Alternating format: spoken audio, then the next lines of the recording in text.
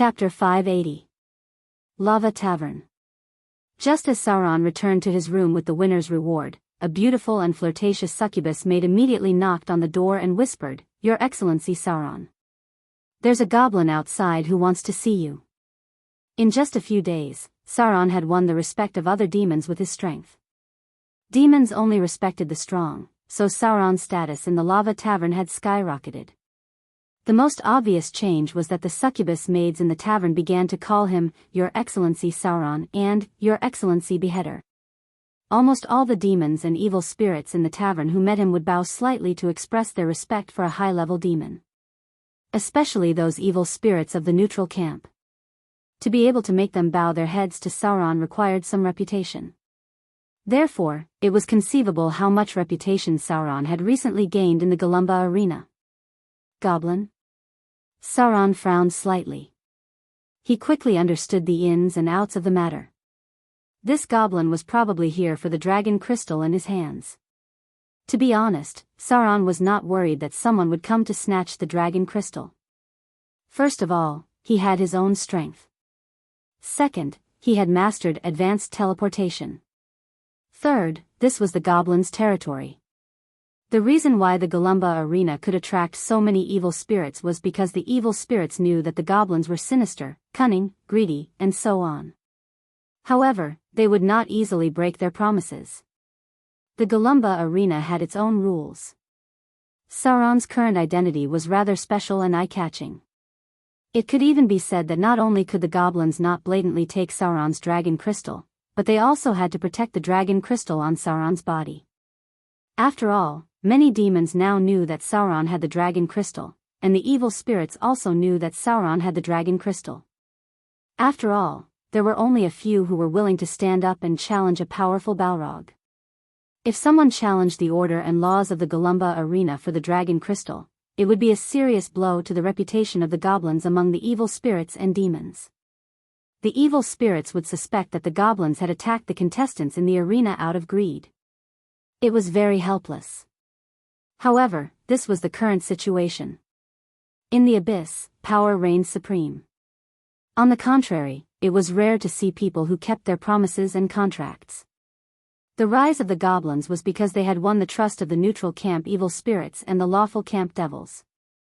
The trust of the two directly affected the prosperity of the Galumba arena. Zorro thought for a moment, then stood up and said, "I'll go down later."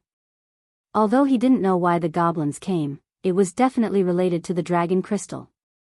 His main body was about to reach the third layer of the abyss, and this was the biggest reason why Sauron was fearless. As long as Sauron's main body arrived, even the demon lord Miamed, Calamity Coin, would not be a match for him.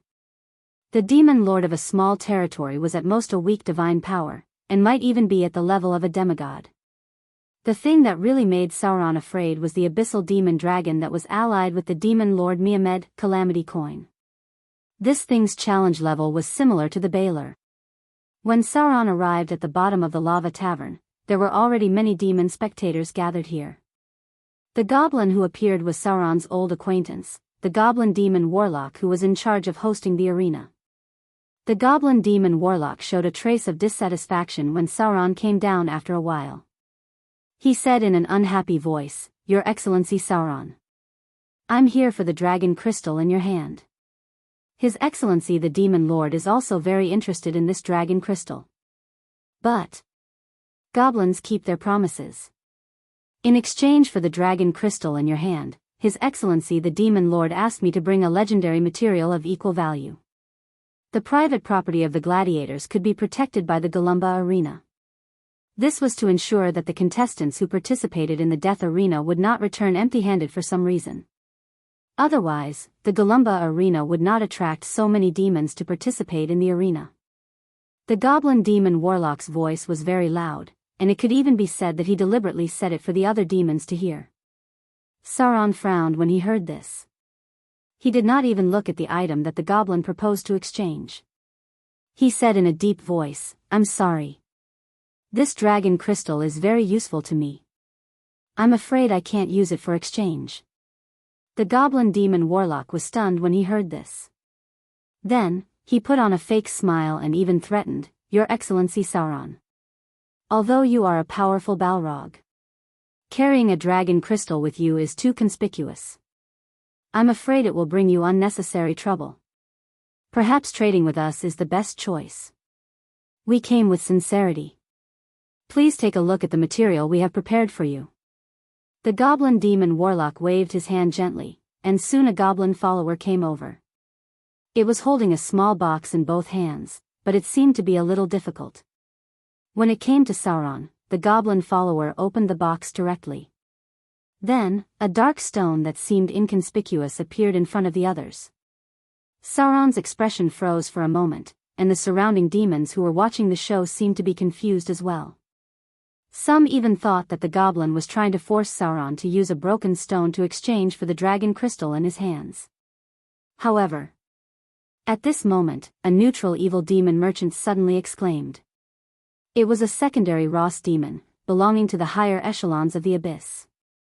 At the same time, it was also a knowledgeable evil demon. Demon Stone?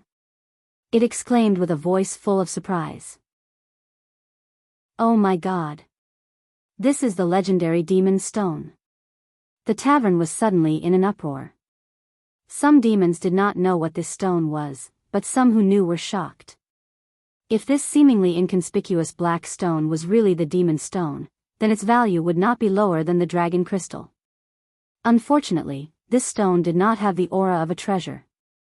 There was only one way to determine its authenticity, and that was to use one's hand to weigh it. That's right. This was the only way to determine whether it was the legendary Demon Stone. Sauron signaled to the goblin demon warlock in front of him.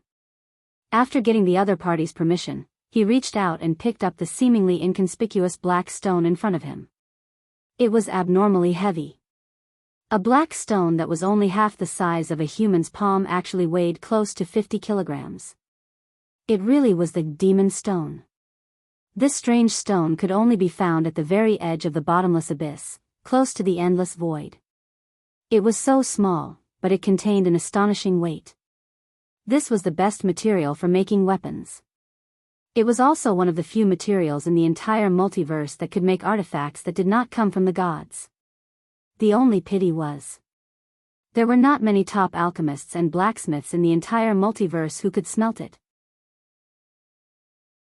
Chapter 581. Demon Stone. As for this special material, it had been briefly mentioned before. It was a material that was very small in size but very heavy in weight. It was the product of elemental obliteration. Elemental obliteration and elemental fission were the top alchemy technologies during the Arcane Empire. The former could obliterate elements to create all kinds of special materials, while the latter could generate a huge amount of energy to maintain the operation of the floating city. Within the multiverse, there was a theory of infinity and infinity. Infinity referred to the vastness of the multiverse, and within the boundless void of the astral plane, there were many spaces that not even the gods were aware of. Even beyond the borders of the crystal wall system, there were many mysteries that not even the gods knew about. Therefore, even the gods would be in awe of the endless stars above their heads. The second theory of infinity was more difficult to explain with alchemy knowledge. The easiest way to explain it was to extend the scientific knowledge of his previous life. Planets, human bodies, cells, molecules, atoms, protons, electrons, neutrons, and so on. If someone had studied this knowledge, they would understand that there was a huge gap in everything in the world. This gap may be quite small for humans, and they could only barely observe it with the help of a microscope. However, in fact, this gap did exist. Note, the body of a legendary warrior changes on the cellular level. Elemental obliteration was a terrifying elemental collapse reaction. The particles inside the material, like molecules, atoms, and protons, were compressed and collapsed by energy. In the end, a violent obliteration effect was produced, and some extremely small but extremely hard and heavy materials were born. If this material was used to make a weapon, the power would be unstoppable. There were several such weapons in history, and almost all of them had terrible penetrating power. Even the bodies of the gods might not be able to withstand it. In terms of the level of the item, the Demon's Stone, in Sauron's hand was not a very advanced elemental obliterating material. The best elemental obliterating material was only the size of a fingernail, but it could weigh more than 1,000 kilograms. White dwarfs and neutron stars were similar elemental obliterating materials. On a white dwarf, the gravity could reach 180,000 times that of Earth. As for the gravity of a neutron star, it was even more difficult to estimate because the density of a neutron star had been compressed to a limit. If Earth was compressed to such a density, the diameter of Earth would only be about 22 meters. A neutron star was one of the few possible endpoints of a star at the end of its evolution after a supernova explosion due to gravitational collapse. A typical neutron star's mass was between 1.35 to 2.1 times the mass of the Sun, and its radius was only between 10 to 20 kilometers. If a person of average weight, 70 kilograms, encountered a neutron star, the impact would be equivalent to the power of a 200 megaton nuclear explosion, 4 times the power of the world's largest nuclear bomb, the Tsar. Of course, all of this was just a hypothesis. If that was the case, the person would be torn apart by the powerful tidal force as they got closer and closer to the neutron star. This was the scientific and technological information in Sauron's memory. It was the basic knowledge that he had learned in physics class. Everything was back to square one. From the perspective of elemental particles, any matter was filled with huge gaps and voids, and elemental obliteration was to forcefully compress these spaces. When matter was twisted, it would result in elemental collapse, just like how carbon was reshaped into artificial diamonds. However, this belonged to the lowest level of elemental obliteration. Because diamonds were diamonds, and the huge army of diamond golems in the Arcane Empire was all made with elemental collapse. In essence, diamonds were still made of carbon. The multiverse where Sauron lived was very different from the one in his previous life, and even the laws were different. Because even though many places here were very primitive, some areas were even beyond the understanding of the interstellar era, especially planes, souls, gods, and so on. Elemental collapse, and elemental fusion, were the main areas of research of Fallen Witch Kalina. Unfortunately, there were still no breakthroughs. Elemental fusion could be ignored here, because it was a kind of alchemical technology that produced huge amounts of energy. Now it was time to talk about elemental collapse. Elemental collapse could form diamonds, which was the basic foundation of the top alchemical technology. After that was elemental obliteration, which directly transformed the structure of the elements and twisted the most essential power of the elements. In the interstellar era, it was twisting the periodic table of elements from the level of protons and electrons, twisting one element into another. The Demon's Stone was such a product. It was a new elemental structure. Except for the artificially created by the top alchemists, this kind of material would only be born in the outermost space of every plane, which was close to the elemental void. Only in such a place could the phenomenon of elemental obliteration occur in nature. Such a place was naturally quite dangerous, so the Demon's Stone was extremely rare. If it could be forged into a weapon, its power would be difficult to estimate with common sense. The most obvious point. It was this kind of weapon that could cut off other legendary weapons. Note, it was born with the ability to cut off other legendary weapons. The phenomenon of elemental obliteration also occurred in the astral void. For example, the meteors that streaked across the astral void were almost entirely made of diamonds. This was the phenomenon of elemental obliteration in the astral void for some reason. There was a very small probability of finding large pieces of elemental obliteration in the astral void, but the mass of this material was quite terrible, and it had unimaginable radiation and gravity beyond the limit. It was difficult for flesh and blood to get close to this material, and energy bodies were easily disturbed or even affected by the power of radiation. For a long time. It was only during the Arcane Empire that elemental obliteration was studied and used on a large scale. Many taboo weapons that even the gods were afraid of were the results of elemental obliteration and elemental fission. It was also the reason for the destruction of the Arcane Empire. Generally speaking, the Demon's Stone in front of him was such a thing. Some parts may have changed due to the different rules of the multiverse, but as a whole, it was the same thing. A trace of greed appeared in Sauron's eyes. It could be said that there were not many things that could move him, but the goblin demon warlock in front of him actually took out one. The demon stone was an elemental obliteration substance. If he gave it to his main body to forge weapons, or find a way to mix it with other weapons, it was possible to directly create a divine weapon. But a dragon crystal was also very important to him. One was a legendary item on the spiritual level, and the other was a legendary item on the material level. Sauron didn't want to trade the dragon crystal, but he also wanted to get the demon stone. So, he might need a bold plan. Chapter 582. In the end, Sauron did not agree to the exchange request of the goblin demon warlock. It could be seen that its expression was so angry when it left, as if Sauron was a guy who didn't know what was good for him. In its threatening eyes, the other demons also gloated because they thought that Sauron would not live for long. Sauron dared to refuse the request of a demon lord. It was almost impossible for him to leave the Golumba arena alive. Sure enough. Shortly after the goblin demon warlock left, Sauron immediately felt that someone was secretly watching him, and the goblin warlock was setting up a dimensional anchor array near the tavern to prevent Sauron from leaving using advanced teleportation. In the Garuba arena, the goblin demon lord did not want to break the rules that he had set so easily, so it was unlikely that he would attack Sauron openly. His method against him should still be in the death arena. As long as Sauron died in the duel in the Garuba arena, the dragon crystal would naturally become an ownerless object. Sauron's expression was fearless. After rejecting the other party's request, he returned to his room calmly. Because his body had arrived at the third layer of the abyss, the Forgotten Land. At the same time, in Motor City of the Outer Islands, a very important thing happened today. On this day, Gloria was doing magic research.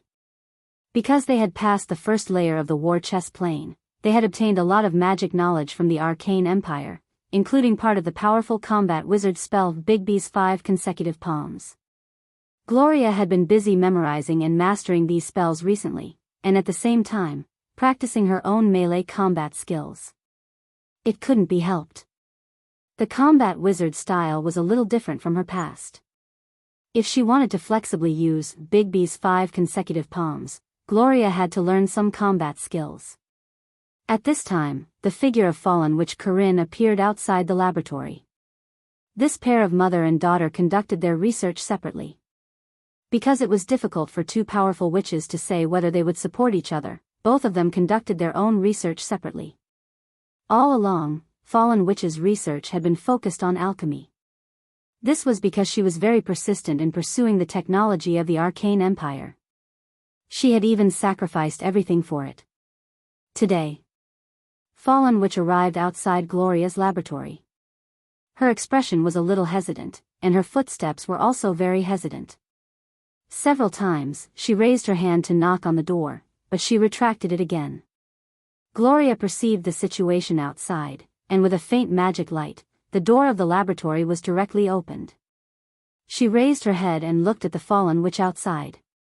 Puzzled, she asked, "Mother, what's the matter?" Fallen witch slowly walked in. Her face was full of hesitation, but in the end, she gritted her teeth and said softly, "Daughter, I want to conduct another alchemy experiment." Gloria's face instantly changed. She shook her head very firmly and said in a deep voice, "Absolutely not. It's too dangerous. If the experiment goes wrong, I'm afraid the city of Mordor will be razed to the ground by you." Razed to the ground. This was not a joke. The elemental fission alchemy experiment conducted by Fallen Witch directly destroyed a large laboratory of the Northern Witches after an accident. At the same time, everything nearby was destroyed. Even the land and environment were completely polluted, causing the space to distort and collapse. The land within tens of kilometers of the entire experimental area was covered with terrible energy radiation. It was precisely because of this incident that the Fallen Witch was exiled and imprisoned in Whiterun by the Witch Council. At the same time, she was recognized as the #1 enemy of nature by the Droll organization in this world. She was now living in seclusion in Mordor. If the fallen witch dared to appear on the continent, the droll order would immediately hunt her down, and it might even lead to other legendary droll to capture or even kill her. There was no other way. Fallen witch, Corinne. The legendary enemy of nature. The destroyer of nature. The destroyer of the environment. The evil fallen witch who polluted the earth. For nearly 100 years. There was almost no adept who had done more damage to the natural world than she had. Her name, her appearance, and her unique traits had spread to almost every druid organization in the material plane. Gloria could not let her do such a dangerous thing, even if the fallen witch was her biological mother. Seeing Gloria's determined expression, the fallen witch could not help but show a bitter smile on her face. She naturally knew how big a mistake she had made at the beginning. Countless creatures had died directly and indirectly under her hands. Even the original place of the experiment, that piece of land, was now a land of death. It was estimated that it would not be restored in the next 100 or 200 years. If such an experimental explosion happened in Mordor, it would be a devastating disaster. But she had given up almost everything for these experiments and knowledge. Fallen witch, Corinne did not want to give up so easily, so she tried to persuade her daughter. She looked up at Gloria's eyes and said slowly with a serious expression, "I know I made a mistake. So this time I plan to do some relatively simple experiments, and the place of the experiments will not be in Mordor. It will not even be in this plane. In the process of analyzing the golem factory in the war chest half-plane, I gained a lot of alchemy engineering knowledge and found some special materials. I plan to build a laboratory in this half-plane, and then do some basic research on element annihilation. Element fission can easily cause terrible damage, but element annihilation is much more stable. I plan to start with refining diamonds first.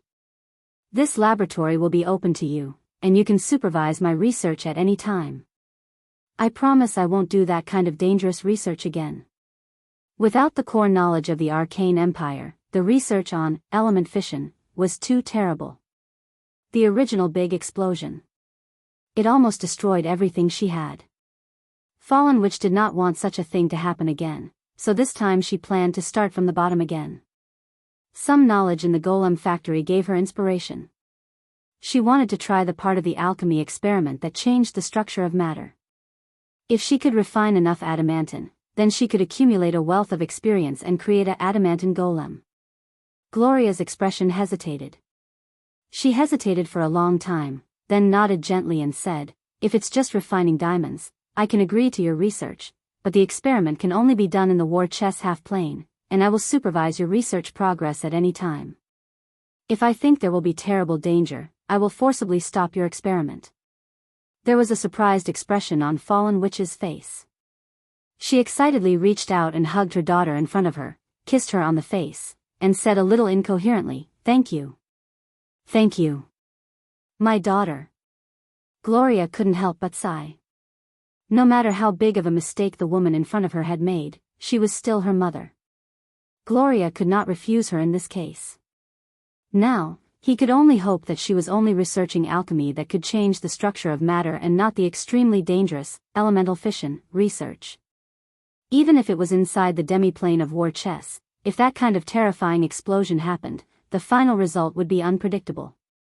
If the half-plane could not withstand the terrible explosion and collapsed, Gloria did not know how to explain it to Soren. She was curious about the knowledge of the arcane empire. But Gloria also understood that without the core knowledge, any research on the top technology of the arcane empire would be quite dangerous. So she decided to follow up on Fallen Witch's experiment personally. There was indeed a lot of automatic alchemy factory technology in the golem factory, especially the energy structure network of the magic crystal transmission. It could automatically extract the power of the element pool and transmit it to the factory. There were also various other materials and knowledge. If used properly, they might be able to achieve some results in alchemy. Chapter 583. Soren naturally did not know about Mordor City. If he knew, as long as it was not the kind of alchemy research similar to nuclear fusion, he should have agreed to Fallen Witch's request. After all, alchemy could bring him great help. Just a group of clay golems and stone golems had changed the labor capacity of the city of Moder. Upgrading the transportation capacity to the ton level was indeed very effective. If there were enough golems to carry out the work, and there was enough energy to maintain their operation, it would be very effective. Then Mordor City could soon be built into a large city with a powerful golem army. As long as Fallen Witch's experiment was not carried out in Mordor City, the danger was undoubtedly reduced a lot. Rebuilding a laboratory was not a small project. In order to avoid attracting too much attention, Gloria could only secretly transfer people, and at the same time, she also fully followed up on alchemy. In any case, there were things that happened before, so she was still worried about her mother. She was worried that her mother was too eager for quick success, and it would be quite troublesome if another accident happened. At the same time, on the third floor of the abyss, Sauron also welcomed a new challenge. Although he had expected this for a long time, when he saw the goblin demon warlock personally, his expression was still a little stunned. His opponent was the host of the Golumba arena during this time. The goblin demon warlock. The other party's expression was full of viciousness and resentment. It was precisely because it failed to complete the task given by the demon lord, Miamide, Calamity Coin, that it was kicked into the arena to duel with Sauron. If he could kill Sauron, it would be great, and he could restore his former status. But if he lost to Sauron, the demon lord would not change the rules of the Golumba arena for him. So if he lost, he would die. Sauron. Sauron. Beheader, Sauron. It could be seen that although Sauron's situation was getting more and more dangerous, his popularity in the eyes of the demons was increasing. Reputation was never too high in the bottomless abyss. It might not be useful now, but when Sauron decided to establish his own territory, it would be very useful. It was accompanied by a muffled rumble. A tall but fat goblin appeared in front of everyone. Its pupils were scarlet, and its body had obvious demonic features. There were many tattoos and scars all over its body.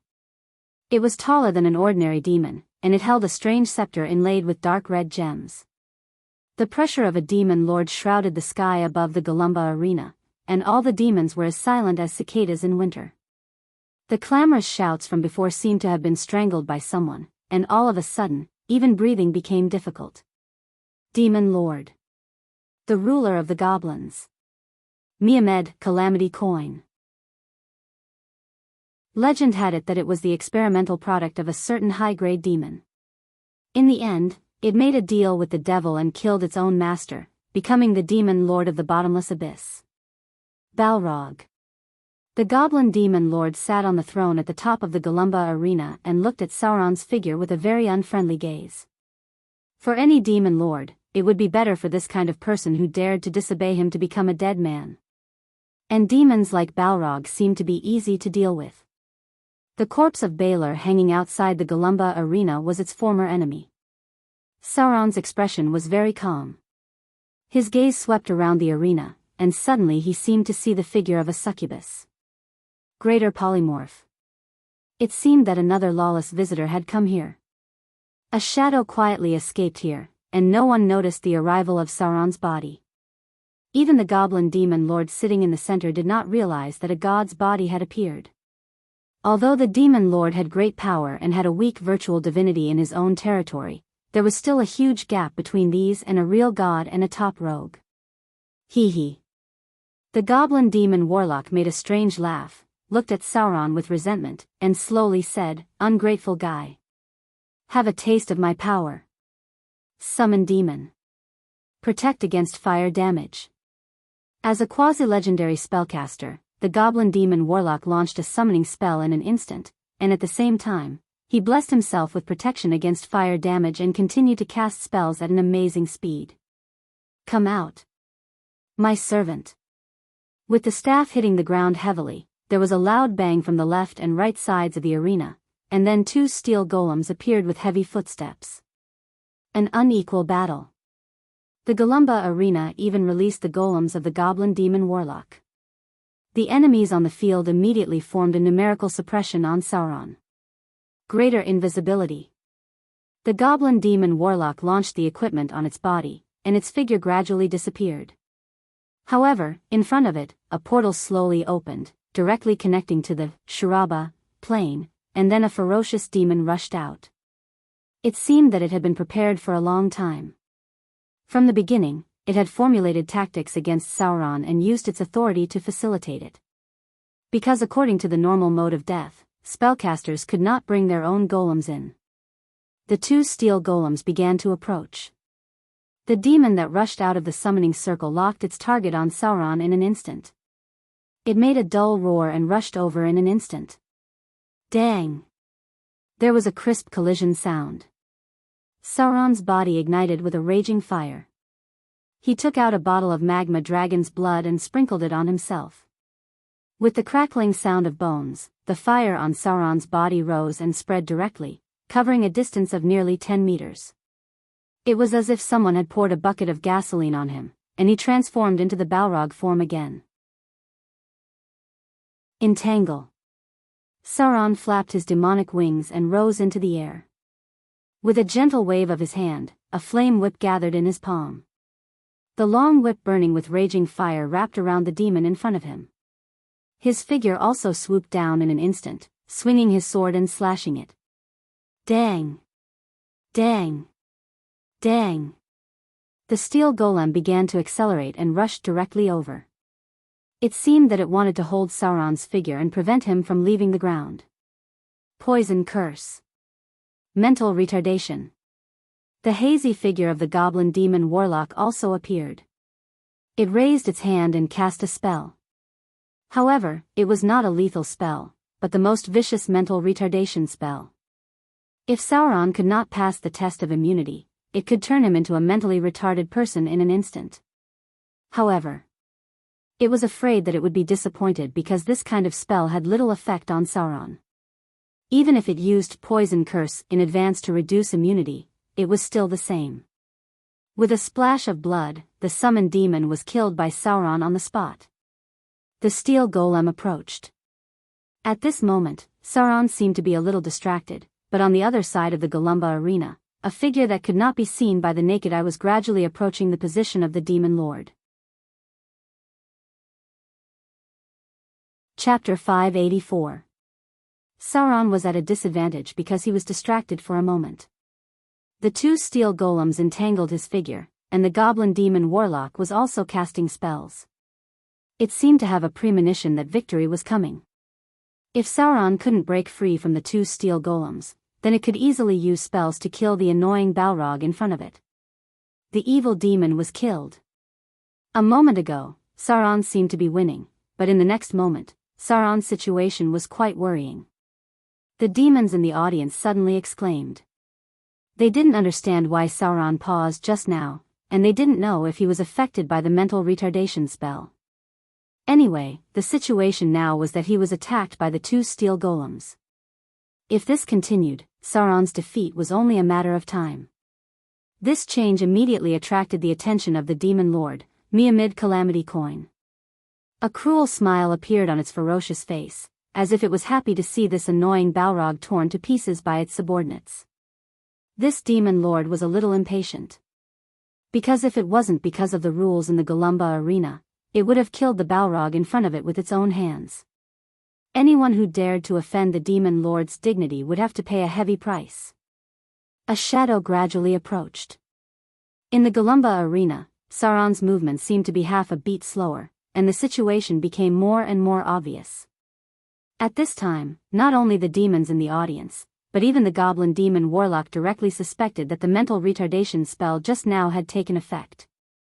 Or rather, part of it had already taken effect. Because the current Sauron's fighting skills and fighting ability had almost plummeted. Before it could start to cast spells, Sauron was already being attacked by the two steel golems. He was completely relying on his powerful demon body to resist. But no matter how tenacious the demon's vitality was, it couldn't last long. The steel golem's huge strength was enough to kill the Balrog in front of it in a few minutes. As a goblin demon warlock who lived near lava volcanoes, it was actually best at fire-type spells. It was a pity that Sauron was immune to fire damage. Otherwise, it would have let him have a taste of the power of an explosion. Demon Lord Miamid Calamity Coin revealed a smile on his face. As a powerful demon lord, it was almost certain that Sauron could only hold on for 1 or 2 minutes. It almost couldn't wait. After killing this annoying flame demon, he would hang its corpse outside the Galumba arena. By then, there would be 2 legendary demon corpses hanging in the Galumba arena. One would be a Baelor, and the other would be a slightly weaker flame demon. An unforeseen event occurred at this moment. Even Sauron himself hadn't expected such an unforeseen event, because a figure suddenly rushed out from the audience the moment his main body approached the Goblin Demon Lord. On the surface, she looked like a succubus, but in the blink of an eye, she had transformed into a rune girl with long silver-white metallic hair. Her target was also the Demon Lord. In the face of the sudden attack, the Goblin Demon Lord Miamid Calamity Coin almost instantly activated a protective spell, and then its whole body was wrapped in an energy shield. It raised its scepter and sent out a ray of negative energy, and at the same time, intended to activate teleportation to leave. As a high and mighty demon lord, it had enough fighters to defeat the opponent, so there was no need for it to fight in person. Meteor burst. A terrible fireball fell from the sky. Under the attack of the rune girl, the whole Galumba arena was in chaos. Who knew how many demons were caught in the crossfire and died miserably in the fierce explosions? As for the goblin demon warlocks in the arena, they forcibly interrupted their casting and awkwardly dodged the spells. Hee hee. The rune girl made a cheerful laugh, as if she was in a good mood because of the terrible destruction and destruction. Exquisite rune dolls appeared around her body. Not only did she target the Goblin Demon Lord in her sight, but all the demons around her were also in her killing range. She seemed very happy at the moment. It could even be said that she was excited, as if she had received great spiritual satisfaction. Teleportation activated. Just when the Demon Lord Miamid Calamity Coin was about to launch a teleportation spell to open the distance, a trace of horror suddenly appeared on its face because it felt that the space around it was blocked. A powerful force. It directly forcibly blocked the space around its body. Even a demon lord like it could not break through this power. It was like a terrible power of the gods. Divine power infusion. Half-elf, clergy activated. Rogue, clergy activated. Greater haste. Slaughter transformation. Shadow leap. Shadow strike. Sword form, beheading. Sword form, spinning strike. A hazy shadow suddenly appeared, exuding a terrible aura of slaughter. This figure passed through the space and appeared behind the Demon Lord Miamid Calamity Coin. The 2 curved swords in his hands were flowing with strange light. In an instant, he did not know how many attacks he launched. The energy shield of the Demon Lord Miamid Calamity Coin shattered like an eggshell, and then it was completely exposed to the other party's attack. A burst of blood splashed. A faint divine power shrouded the small space, and the Demon Lord Miamid Calamity Coin was horrified to find that he didn't have the chance to cast any teleportation spells. All of his teleportation spells were sealed by the divine power. The opponent was a god. This was the last thought in its mind, and then it saw a headless body that fell to the ground. That was its body. Up until the moment of his death, Demon Lord Miamid Calamity Coin didn't know when he had offended a god. So much so that a god had personally descended to the bottomless abyss and chose to assassinate him at such a time. It died with its eyes wide open. As a high-ranked legendary demon lord, it couldn't even put up a fight before dying in the hands of a god. A powerful soul force surged out. In Sauron's eyes, a row of data prompts quickly appeared. Target is dead. Killed Demon Lord Miamid Calamity Coin. Extracting target's soul energy. You've gained 617,500 slaughter EXP. Target has divine power. Extracting target's divinity. You've gained 8 divinity. Target has divine power. Extracting target's divinity. You've gained 5 divinity. Chapter 585. The Galumba arena was in chaos. There were fires everywhere, as well as all kinds of explosions. The death of the demon Lord Maiamide happened in an instant. This amazing change was hard for many to accept in a short period of time. In the arena below, the goblin fiend warlock was already confident of victory, but because of this series of unforeseen events, he was a little confused, so his reaction was naturally a little slower by half a beat. After all, no matter who saw their boss suddenly die, they would be shocked. But in that moment, the situation of the battle was completely reversed by Sauron. When the goblin fiend warlock reacted, the two steel golems had already been dismantled by him. In an instant, the goblin fiend warlock faced Sauron, who was swooping down from the sky, and prepared to use an instant short-distance teleportation spell to dodge.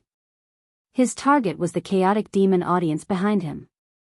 Anyway, now that the goblin fiend warlock was dead, the rules of the Golumba arena were a joke.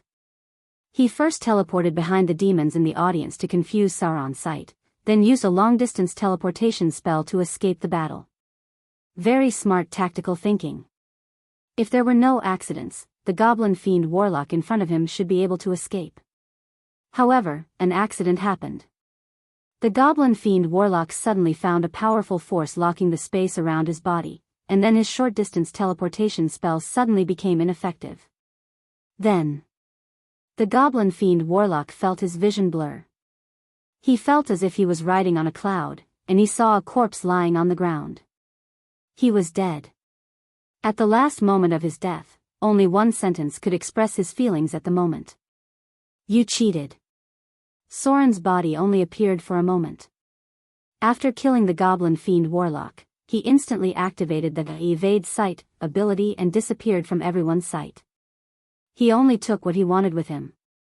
No one saw his real appearance because the rune girl's perfect explosion completely covered everything. When people reacted, they could only see the corpse of the goblin fiend warlock.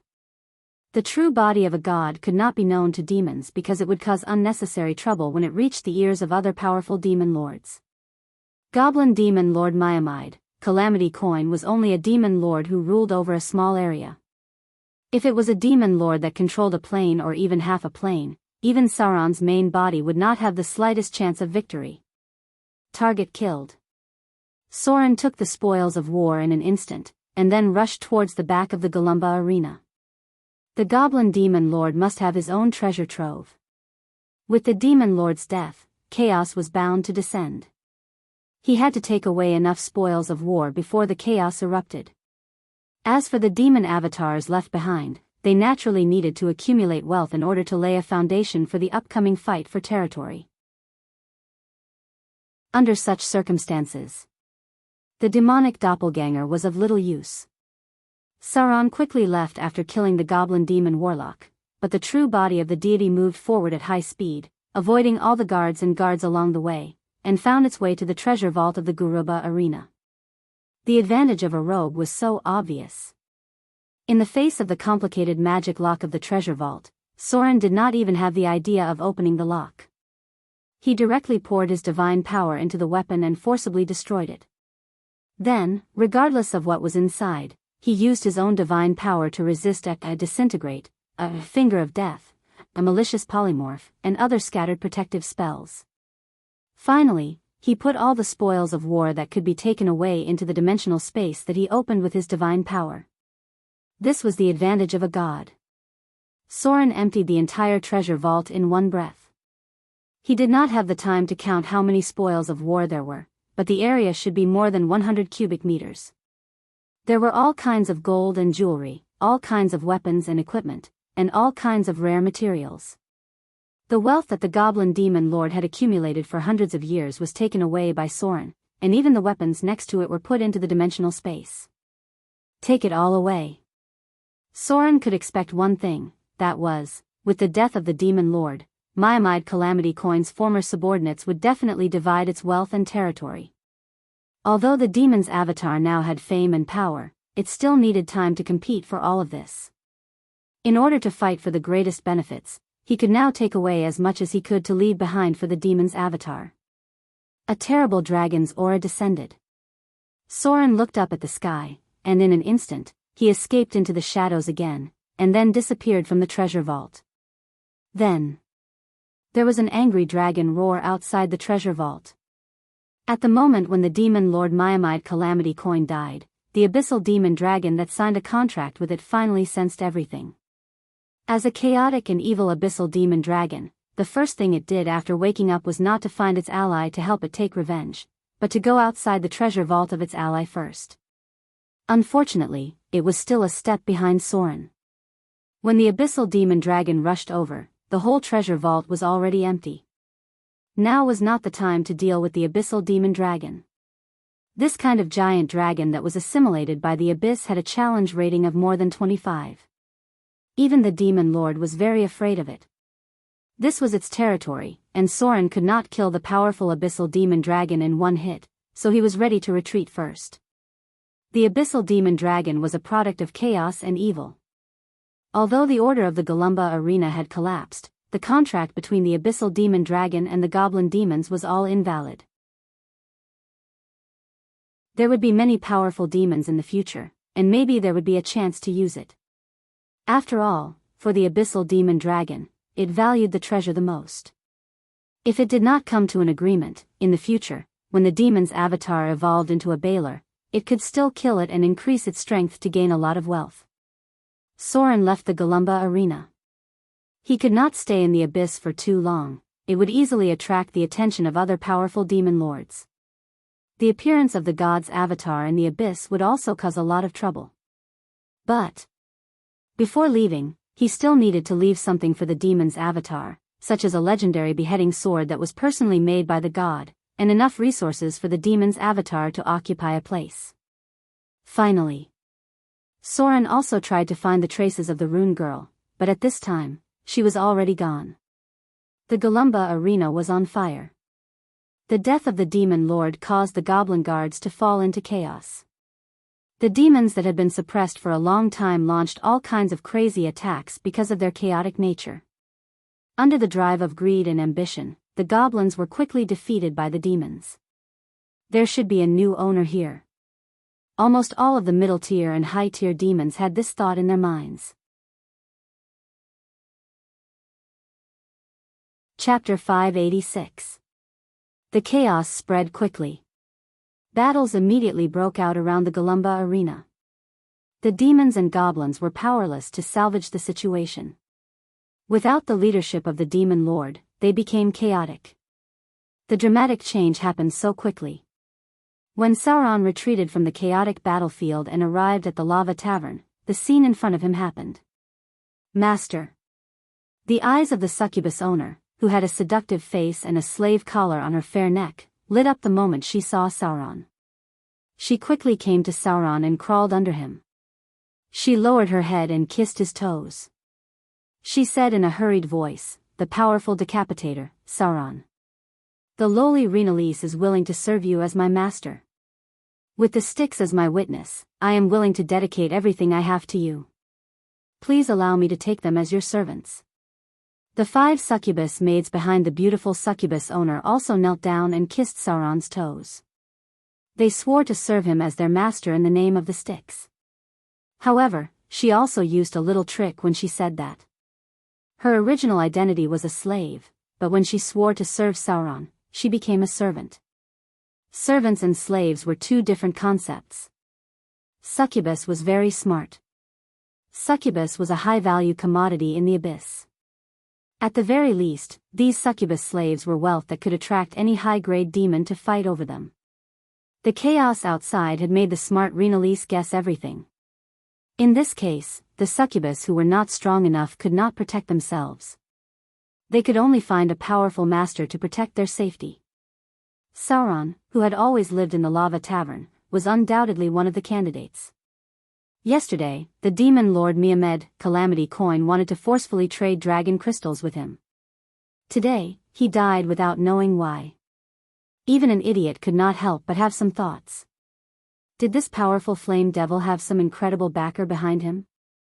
For the beautiful succubus lady boss in front of him, even if Sauron didn't have any impressive backing, just relying on his powerful strength as a Balrog and the reputation he won in the Galumba arena was enough to protect them from being robbed and humiliated by other demons. Although succubus was naturally lustful, not everyone could accept it. They also liked handsome demons, and Sauron was undoubtedly more pleasing to the eye than other high-ranking demons. Moreover, he had rejected the tempting invitation of succubus maids, which made them value him even more. Lady Succubus's pledge of allegiance quickly calmed down the restless demons in the tavern. During this period of time, Sauron's reputation was not small. Balrog Sauron. The Beheader, Sauron. The powerful demon who rose to prominence in the Golumba arena had never failed. Almost all the demons here had heard of his name. The demons who had bad intentions at the beginning had obviously put away their dirty thoughts.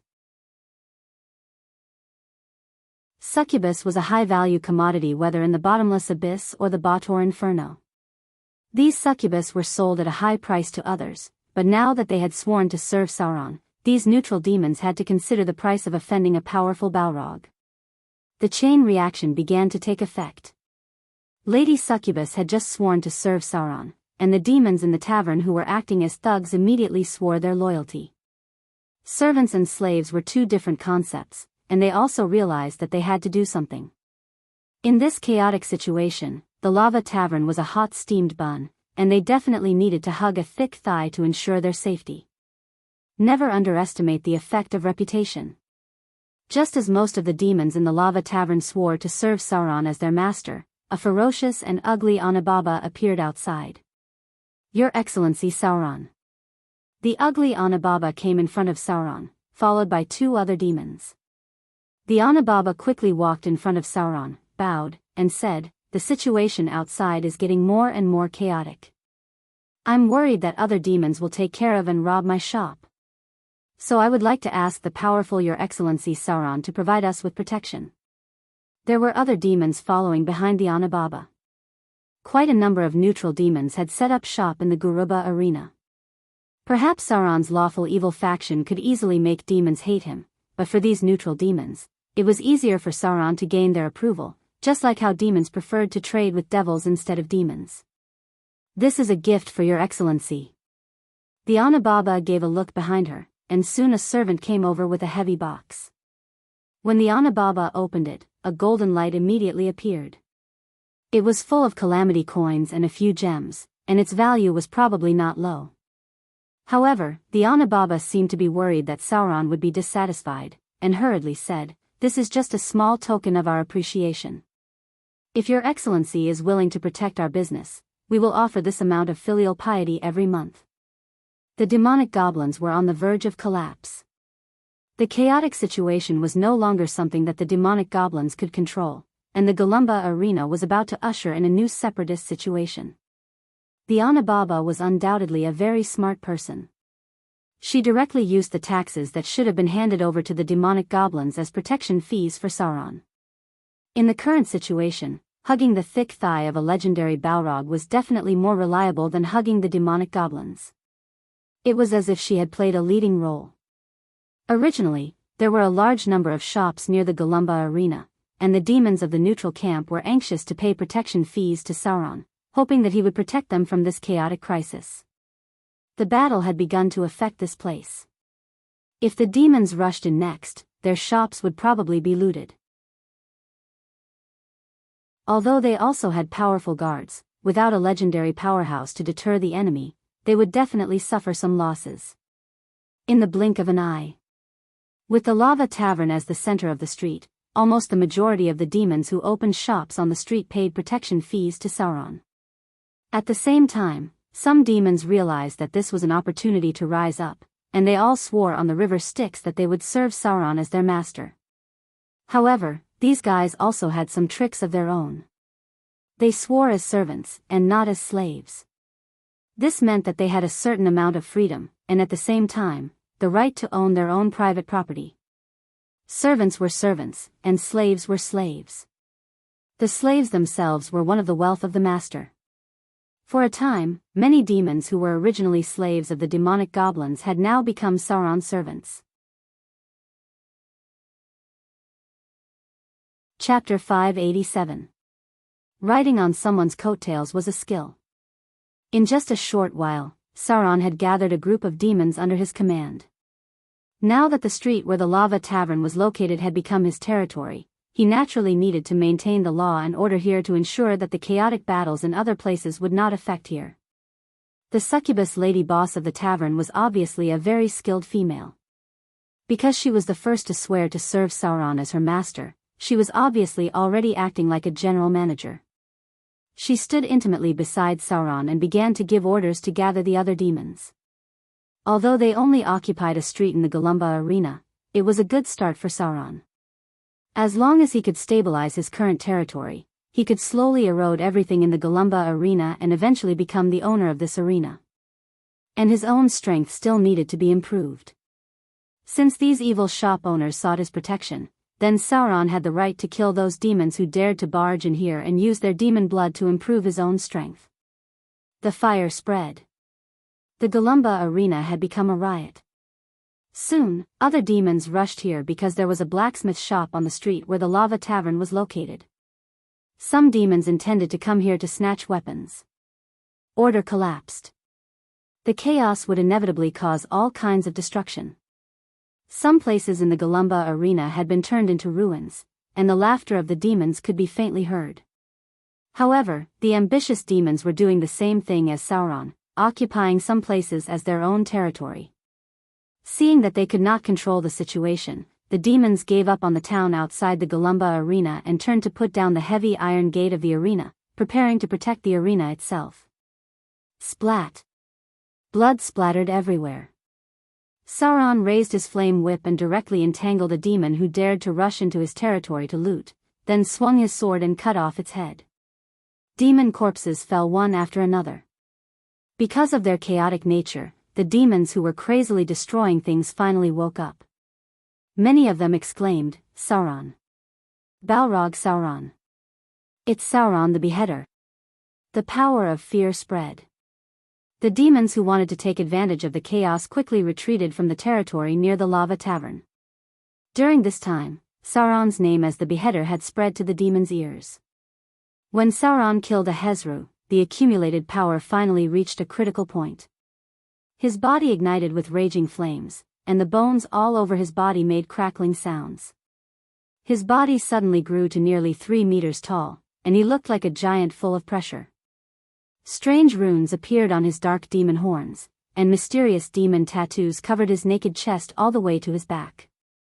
The demon wings on his back became even bigger, and the wingspan was already close to 6 meters wide. The rising flames shrouded everything nearby, and all the restless demons avoided the place. The whole Galumba arena was in chaos, but the street where Sauron was sitting was very calm. A row of data appeared before his eyes. Creature level increased to 20. Demon bloodline fusion mutation. Body evolution mutation. Flaming demon, elite form has been upgraded to Balrog form. Ability upgrade. Talent ability, flame body, has been upgraded to flame body. Spell-like ability, summon demon, effect has been upgraded. Spell-like ability, dominate demon, effect has been upgraded. Balrog, form evolution. Basic attributes have been upgraded. Energy mutation. You have comprehended a new spell-like ability, telekinesis. You have comprehended a new ability, dual wielding. Finally, he evolved into a Balrog. When his demon bloodline mutated, Sauron's aura also gradually rose. In the end, it formed a substantial pressure, making the surrounding demons and demons unable to breathe. The pressure of a greater demon. Only by evolving into a greater demon could one be qualified to become a powerful demon lord. At this time, Sauron's attributes had changed. Name, Sauron. Race, demon. Form, Balrog, grade 5, large otherworld creature, transdimensional, evil, level, creature level 20 attributes, strength 30, agility 20, constitution 25, intelligence 20, wisdom 20, charm 23. Alignment, lawful evil. Note, other demons will be slightly hostile to your actions. HP, 281375 demonic energy, 10630000. Skills, sneak 185, deception 125, negotiate 115, literacy 150, intimidation 270, spell identification 120, use magic device 120, listen 115, detect 115, search 90 abilities, gaze of fear, spirit of fear, flame body, flame whip, bind, demon claws, +1 natural magic weapon, demon skin, damage reduction +10, demon resistance, all types of resistance +10. Specialization, dual wielding, preemptive attack, multi-attack, weapon mastery, beheading sword, exotic weapon mastery, whip, fierce attack. Spell-like abilities, telekinesis, blasphemy, greater teleportation, fear, cast at will, fireball, 5 times a day, instant cast, dominate demon, once a day, burning hand, summon demon, telepathy. Legendary realm. As Sauron became a Balrog, he also entered the legendary realm. However, there were not two obvious changes when a demon entered the legendary realm. The biggest difference was that Sauron added the large otherworld creature, cross-plane, and evil symbols. This meant that he was qualified to enter the plane stage. 30 points of strength.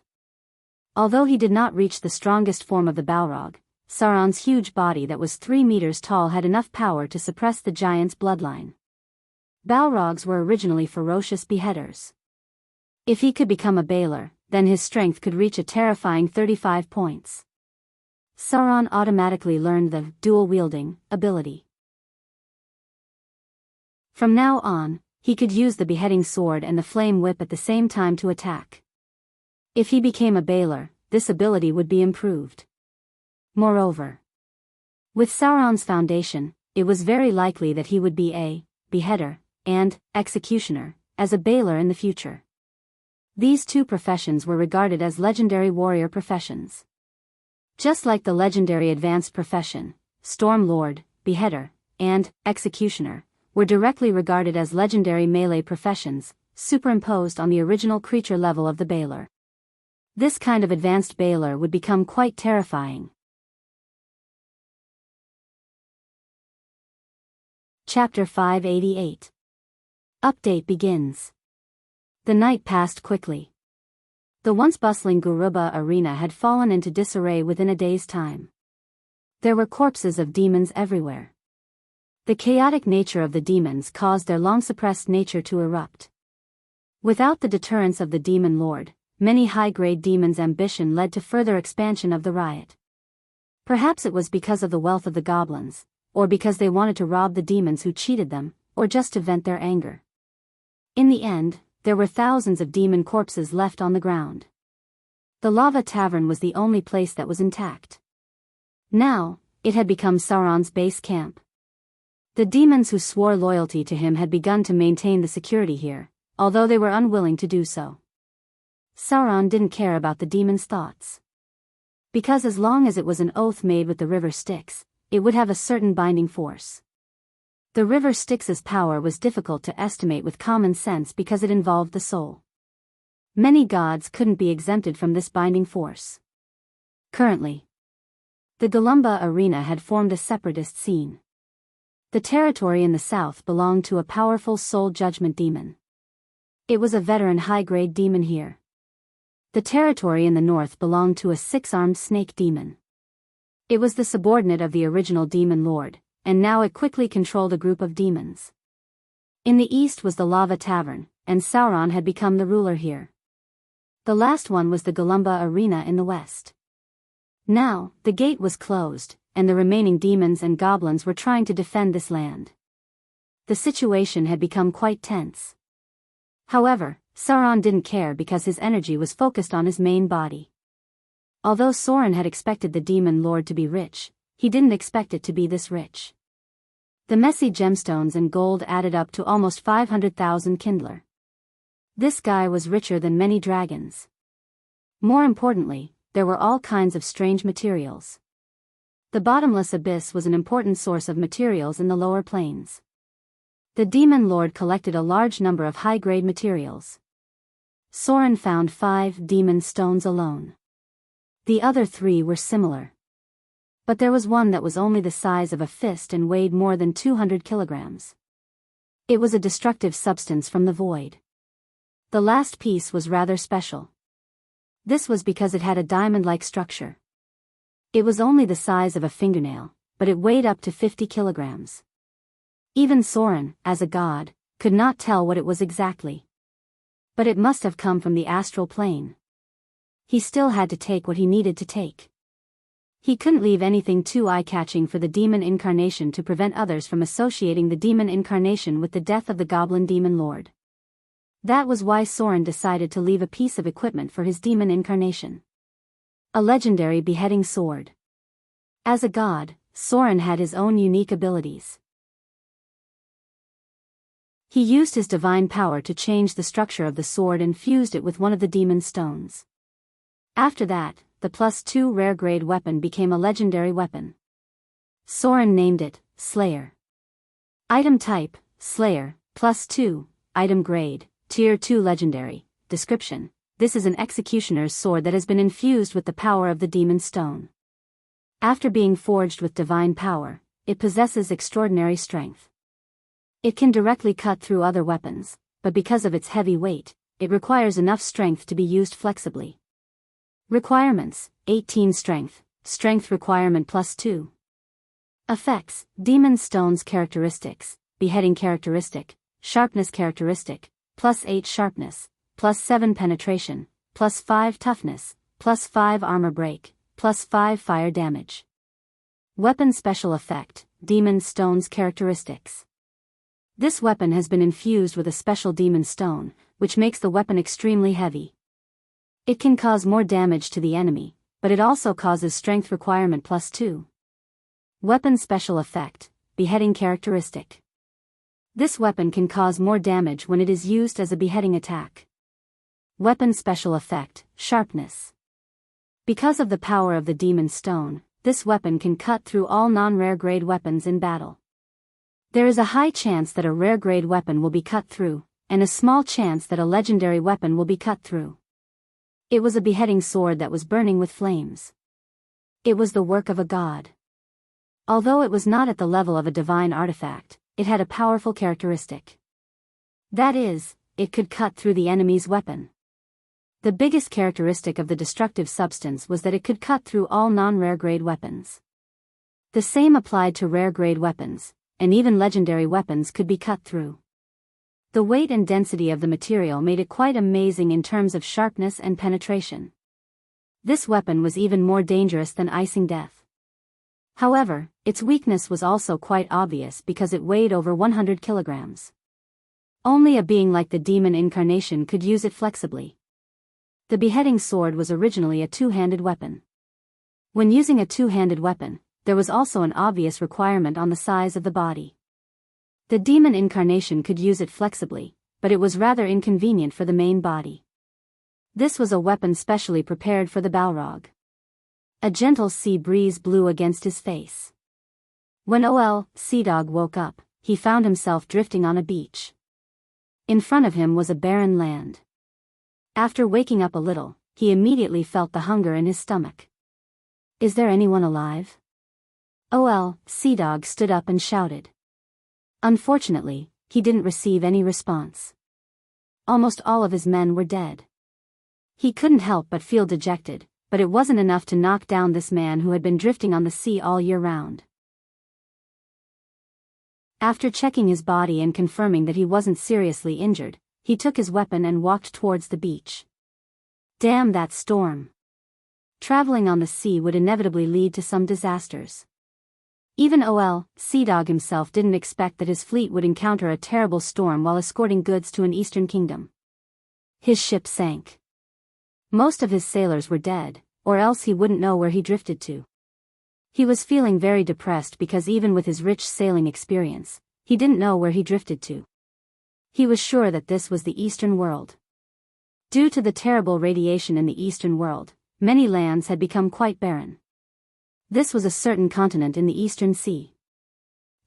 Sea Dog couldn't be sure if it was a continental shelf or a large and desolate island. He didn't have the energy to study too much. He had to fill his stomach and ensure his survival before slowly considering other things. "I hope Sir Soren won't blame me." Sea Dog smacked his lips and couldn't help but curse. Son of a bitch. I'm in trouble. My territory is definitely going to be taken over by the Cyclops. I have to find a way to return. This was an unfamiliar continent. Even he wasn't sure where it was because there weren't many plants on this barren land, as if something had left an irreparable wound on this land. Chapter 589. Everything before his eyes was so desolate. Sea Dog dragged his weary body forward, feeling as though his mouth was about to crack and bleed. Ahead of him, he could only see scattered weeds. For some unknown reason, these weeds were actually black in color, causing one's hair to stand on end.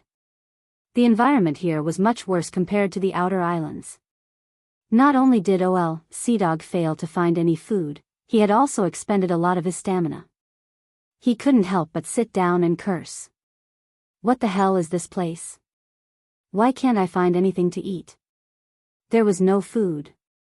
There was no fresh water. Sea Dog could feel his stamina deteriorating rapidly.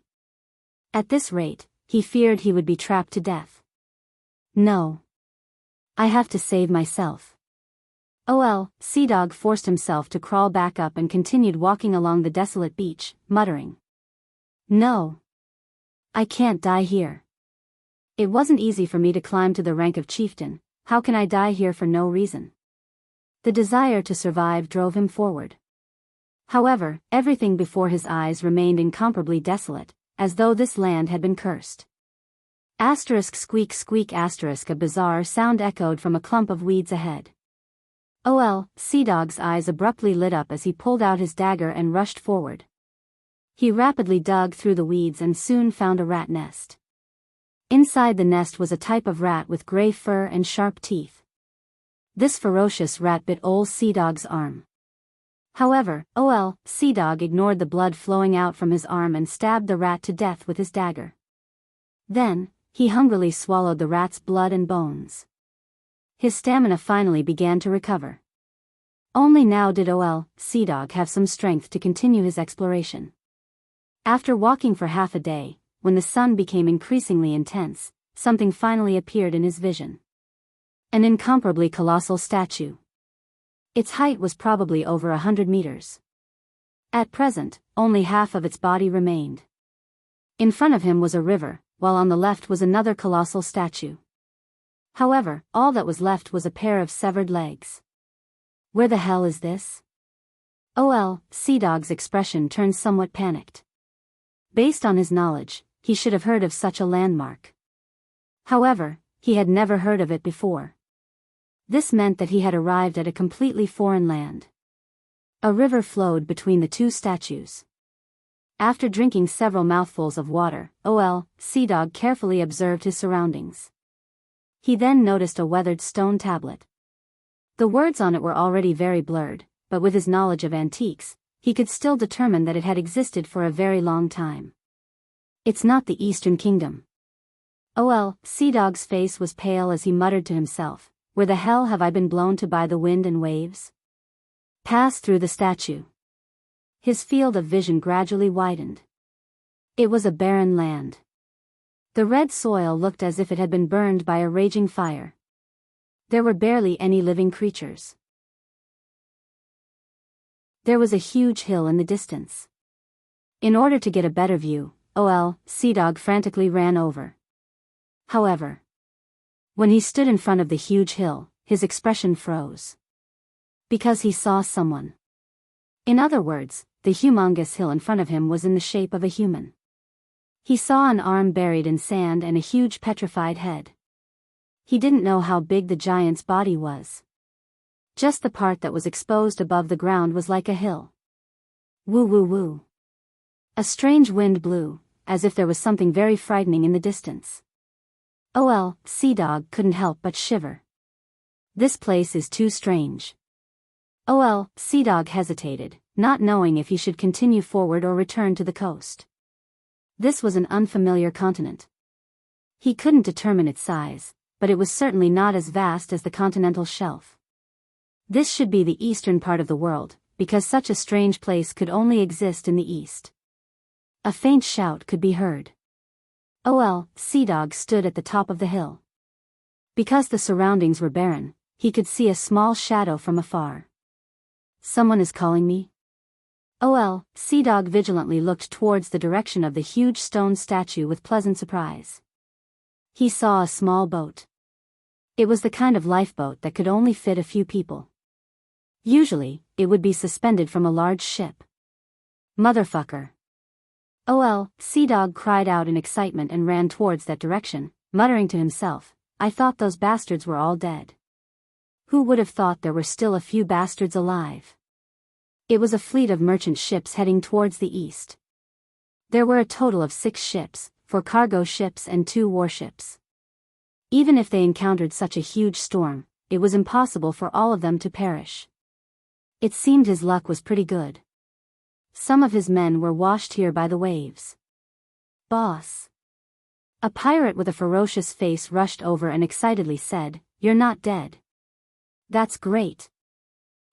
Sea Dog slapped him and curled his lips, saying, Even if you're dead, I won't die. Is there anyone else? Only the 3 of you are left? Where are the things? Did anything from the ships get washed here? There were hundreds of people on board and 6 ships. Sea Dog was still holding on to a trace of hope, hoping that one of the ships would be washed here by the waves. There are still more than 10. A pirate lackey beside him spoke, 2 of them can't be saved. We came over to scout the situation. A ship is stranded on the beach over there, but the hull is badly damaged. Most of our brothers are dead. But there are still some supplies. It was a little better than he expected. Sea Dog's complexion looked a lot better as he ordered, Let's head back first. This place is very strange. Who knows if there are any damn things here? The ship was still here. Even if it was damaged, there were still some things left inside. With a few more surviving subordinates by his side, Sea Dog's mind became active. After a while, he would investigate the situation here. If it was really a desolate and ownerless land, it would be considered as a discovery. The trade with the East this time was basically ruined. If he returned to the south coast, he might even be punished. If he could find something here, he might be interested in asking Sir Soren to give him a way out. After all, Sir Soren's ambition was very big. Although this place looked like a godforsaken place, it might be of some use. After returning, he planned to organize a group of people to explore this place and make a nautical chart to determine the location. There were many unknown places in the ocean. Because it was easy to encounter sea monsters in the deep sea, there were some places that pirates had never been to. Looking at the situation here, Sea Dog intuitively felt that this was a new land without a master. Perhaps a great disaster happened in a certain era, resulting in this desolate place. Eastern Sea Region. If he could find a place to stay in the Eastern Sea Region, he might be able to make up for his mistakes and maintain his current position. After all, his subordinates had already guessed that Sir Soren was preparing to reach into the Eastern Sea Region.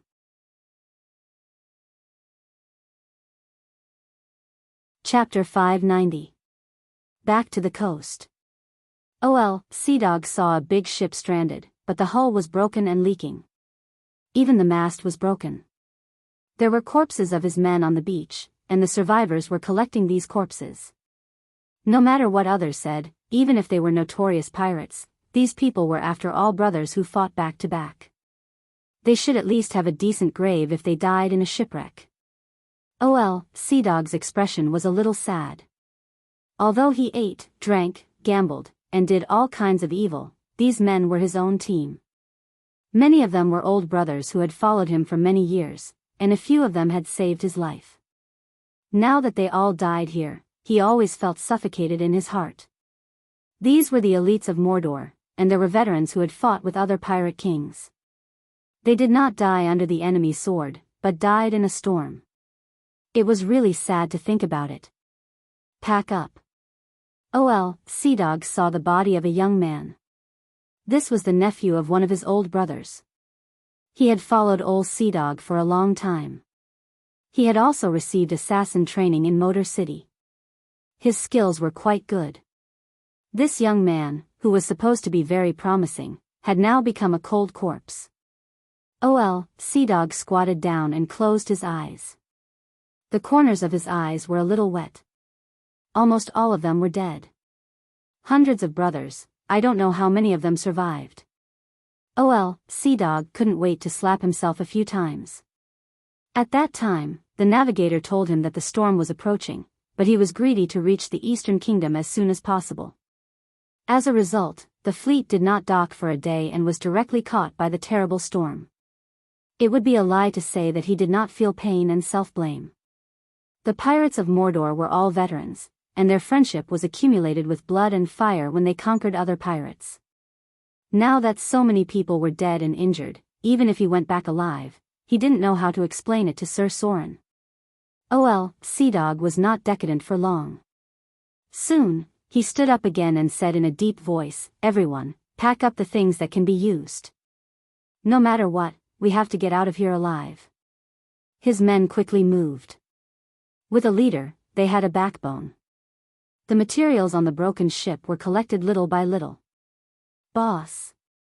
At this moment, a limping pirate arrived before Sea Dog and handed him a black flag. "This thing is still here. Should we bring it along?" "Black flag. The flag of Mordor City." "Nonsense." With a slap, Sea Dog snatched the flag away, picked up a wooden stick and inserted it into the ground. The black chess piece fluttered in the sea breeze on this unfamiliar land. Old Sea Dog stood on the beach and gazed into the distance, muttering, "The black flag is still there. Our sixth fleet hasn't been destroyed yet. When we encounter other pirates, we can still regroup." The subordinate next to him didn't understand and muttered, "Just the few of us? Can you swallow up the other pirates?" Slap. Another slap was delivered. Sea Dog glared at him and said in a deep voice, "Mordor City annexed other pirates. One black flag is enough." These words were spoken with a heroic spirit. But Sea Dog's heart was still a little weak. If it was the south coast, naturally one black flag would be enough. Those small groups of pirates had to cry and shout to join Mordor City, but this place belonged to the Eastern Sea, and Sea Dog wasn't sure if the black flag of Mordor City had that kind of power in this strange sea. No matter what. The flag was the morale. This black flag couldn't be lost. Wind Spear Hills, north. This was the territory of Barren Narrows. It was a territory that wasn't very rich or eye-catching, and it was backed by a mountain range. There were always some eccentric guys among the nobles. Barren Narrows was such a person. He rarely dealt with other nobles. His family had been passed down for hundreds of years. It had never declined, but it had never risen. There was not enough fertile land here, so the taxes were not much. The population was only about half of the population of other lords. Many of them were mountain people who relied on hunting for a living. But there was something else here. The cold night wind blew out from the valley. Two young men were standing guard around a bonfire. The temperature here dropped a lot at night. As a slightly different creature, they were actually afraid of the cold. Because they were snake people. They were born cold-blooded animals. Even if they disguised themselves well, their nature couldn't be changed. "It's so cold." One of the young men approached the bonfire and said in a slightly cursed tone, "That bitch Ulrika is back?" "Yes." The other man nodded. The young man seemed to be very disgusted with the woman named Ulrika. He cursed, "Why didn't that bitch die outside? Last time she went out on a mission. So many people died and only she came back. Since she came back, it has been strange." Later, there were even people from the Fear sect who came to find her. If you ask me, the failure of the mission must have something to do with her. She should be executed directly. His companion next to him didn't answer, which made the young man feel strange. He turned his head and took a look, but found that the other party was staring blankly ahead. His eyes seemed to be shrouded in fear. Horrifying. This situation almost scared him. When he looked at the direction of his companion's line of sight, he suddenly felt a little strange. There was a little girl in front of him. She was a very, very cute little girl. She looked to be around 10 years old and was wearing a black princess dress. Her delicate legs were covered with snow-white stockings and a pair of exquisite leather boots. She looked at the two people in front of her with a smile. Her smile was so cute and moving that it was as if she was a little angel that had fallen to earth. However, everything in front of him made him involuntarily feel cold all over. Even his body began to stiffen. An indescribable sense of fear shrouded his mind. Finally found them. The cute little girl clapped her little hands and muttered to herself, "Vivian. Do you think we should kill them? Or kill them?" She was strangely talking to herself. Some kind of power shrouded the two young snake people, making them unable to make a sound even if they wanted to shout. Lillian. The cute little girl stood on the spot and muttered to herself. She whispered, "These two people may be of some use. The snake people are a very excellent race. Maybe we can consider controlling them first and then conquering the fear sect." Okay. Then let's not kill them first. Let's go and see another little toy. Hee hee. It turns out that the fear sect has found our little toy. No wonder that happened. A light breeze blew. The two young snake people suddenly regained consciousness, but their bodies were still shrouded in a chill. Too terrifying. Although she looked like a cute little girl, her aura was too terrifying.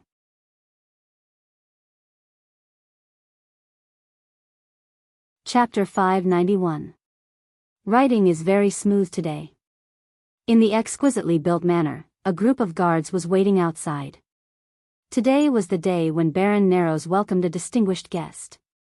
Lady Adele Isabella, the descendant of Queen Isabella who had returned from Arundel, was invited to come here for a day of play. In the vicinity of the Wind Spear Hills, the Isabella clan was the absolute ruler. There were two barons nearby who had the descendant of Queen Isabella and a viscount who managed a large territory in the Wind Spear Hills. During this period, many nobles had boarded Arundel's route through Lady Adele Isabella. It was said that as long as the fleet returned, they could earn a lot of profits. Baron Narrows's territory was relatively barren. Because there were mountains on three sides, there was not much land that could be reclaimed. Therefore, he planned to invest in marine trade today. Of course. He had a deeper idea if there was a chance to implement it. Baron. A middle-aged man dressed as a butler came to Baron Narrows's side and whispered, "Lady Adele Isabella went out to hunt with her entourage. The people you need to arrange are all in place." Baron Narrows was a middle-aged man with a cold appearance. He looked very handsome, but there was an indescribable strangeness on his face. If one looked closely, his gaze was as cold as a snake, and the outline of his face was too sharp. "Very good." Baron Narrows nodded slightly and said slowly, "Is Ulrika back? How did she get involved with the Fear Church? These fear believers are troublesome. We can't get too close to them." The Nagas had long been mixed in with humans. Many of them were like vampires, living in seclusion in remote areas as small nobles. Most of the Nagas were mixed blood, so it was difficult to distinguish them. Even if someone knew, both sides would take a step back. "I don't think so." The middle-aged butler shook his head and said, "Your Excellency, I suggest we deal with her. Since the last mission failed, many people have been dissatisfied with her." Baron Narrows looked hesitant. He hesitated because Ulrika was actually his illegitimate daughter. The Nagas could not only reproduce with other Nagas, but they also had no reproductive isolation with humans. Therefore, many Nagas were born this way. The purebred Nagas were oviparous. However, the mixed-blood Nagas became viviparous. Baron Narrows didn't have much affection for his daughter, but she was still his daughter. He didn't want her to be punished too severely. Even cold-blooded animals had a little bit of familial ties. "I understand." Baron Narrows thought for a moment and waved his hand. "Lock her up when she comes back. Don't torture her." The middle-aged butler nodded slightly and said, "Yes. Lord Baron." Baron Narrows turned to look out the window and slowly said, the focus is still on Lady Adele Isabella. She has an important role in the growth of our family. Understood. The middle-aged butler nodded and left. Outside a dense forest, Adele Isabella changed her clothes and rode on a black horse. On the surface, she was hunting with her men, but in fact, she was observing the environment of the territory. The Windspear Hills was the key to Sir Soren's plan. This place was directly connected to the sunken ship islands, and it was also very close to the inland area. She had heard a little about Baron Narrows. This was a family with snake blood. They were obstacles that needed to be cleaned up. In just a few months, Adele Isabella had already gained her own reputation in the south.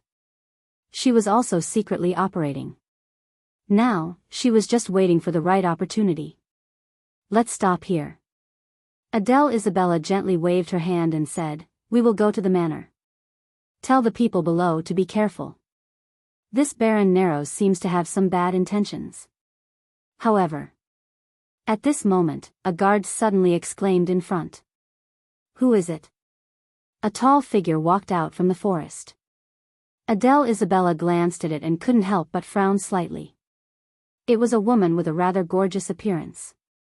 Adele Isabella didn't know why, but looking at her made her feel uncomfortable. It was as if she was facing Baron Narrows.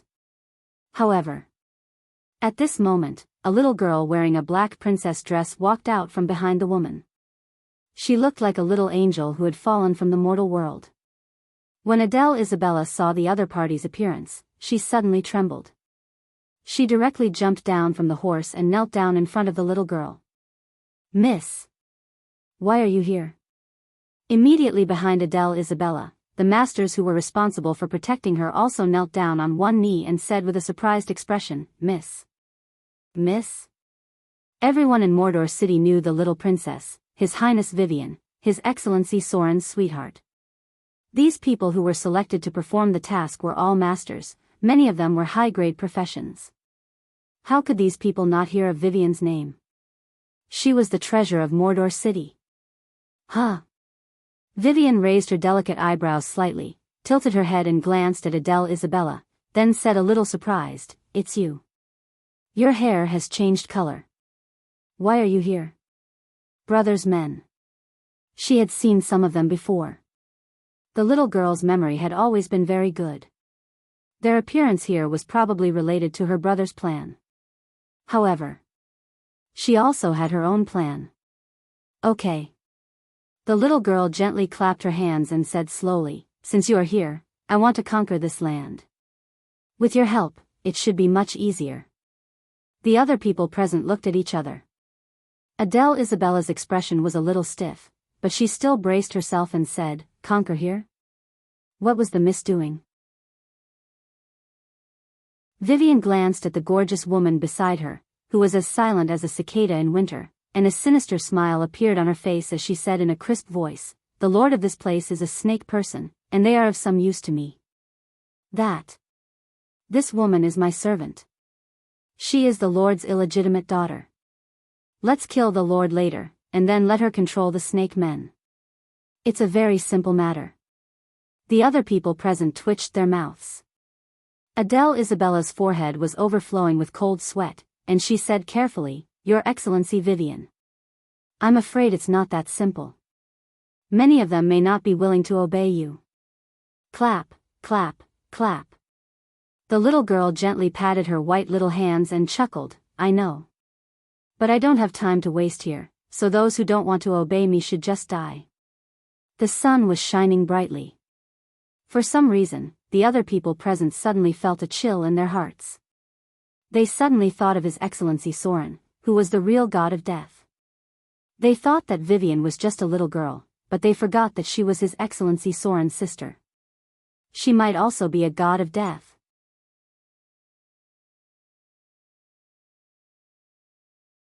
Chapter 592. Baron Narrow's Mansion. This exquisite noble manor was filled with a faint smell of blood. The carefully watered mandala flowers were now broken, and there were a few cold corpses in the corner. However, these corpses were a little different. They gradually changed after death. A layer of silver-white scales appeared on the surface of their skin. It looked like they had psoriasis. These were all mixed-blood Nagas. The blood of the Nagas turned them into creatures between humans and snakes. Mississippi, now Adele Isabella, was wearing a tight leather armor, revealing her tall and moving figure. She was holding a long sword in her hand, which was still stained with blood. There were other high-grade professions from Mordor City nearby, and there were many snake people's corpses scattered on the ground. Baron Narrows was among these corpses. Part of his brain had been corroded by strong acid. As a half-legendary Naga, he should have died the most aggrieved death. He didn't even have time to react before he was drowned by the sea of spells. In terms of the ability to cast instant spells, Soren could only carry Vivian's shoes. In a round of attacks, Arcane Missiles X8, Flame Arrows X3, and Melf's Acid Arrows X3, a quasi-legendary Naga Lord was killed by Vivian on the spot. The little girl originally had a very high level of Warlock, and now she was also a part-time wizard. It could be said that she completely crushed the majority of spellcasters in terms of spell slots, especially when it came to low-level spell slots. Vivian's intelligence and charm were extremely high, and just the number of first-level spell slots added up to a terrifying 13. The poor Baron Narrows was shot into a sieve. The rest of the battle was left to Adele Isabella and her elite subordinates. The Nagas did not have much ability to resist and were quickly suppressed. Mississippi, a Naga who looked like a middle-aged butler, was brought in front of Vivian. Adele went over and kicked his knee, forcing him to kneel in front of the little girl. Vivian's expression was very calm. She looked at the Naga in front of her and said slowly, "Surrender, or die." It was a very simple question. The middle-aged Naga struggled, but in the end, he shook his head and a trace of hatred appeared in his eyes. Disintegrate. A green beam of light shot out, and the middle-aged Naga butler was disintegrated just like that. Vivian calmly waved her small white hand and nonchalantly said, "Next." The second Naga was brought up. The little girl asked the same question again, "Submit, or die?" A second corpse appeared. Vivian did not seem to be impatient. When the third Naga was brought up, she still had the same expression. She calmly said, "Submit, or die." At this moment, the Nagas could no longer suppress the fear on their faces. Even the nearby advanced professionals kept quiet out of fear, as if they saw the shadow of Sir Soren and Vivian. Back then, the Order of the South Coast was established amidst such peaceful but cruel killings. "I'm willing to serve you." The Naga knelt in front of Vivian. At the same time, a special wave of magic emerged, accompanied by the pressure of the domain of fear. Vivian left her enslavement mark on the Naga in front of her. Fear could help her enslave servants. Everything in front of them was still going on. Vivian asked methodically, and any Naga who refused would be killed mercilessly. The whole process was simple but efficient. Soon, Vivian's new servants had finished counting.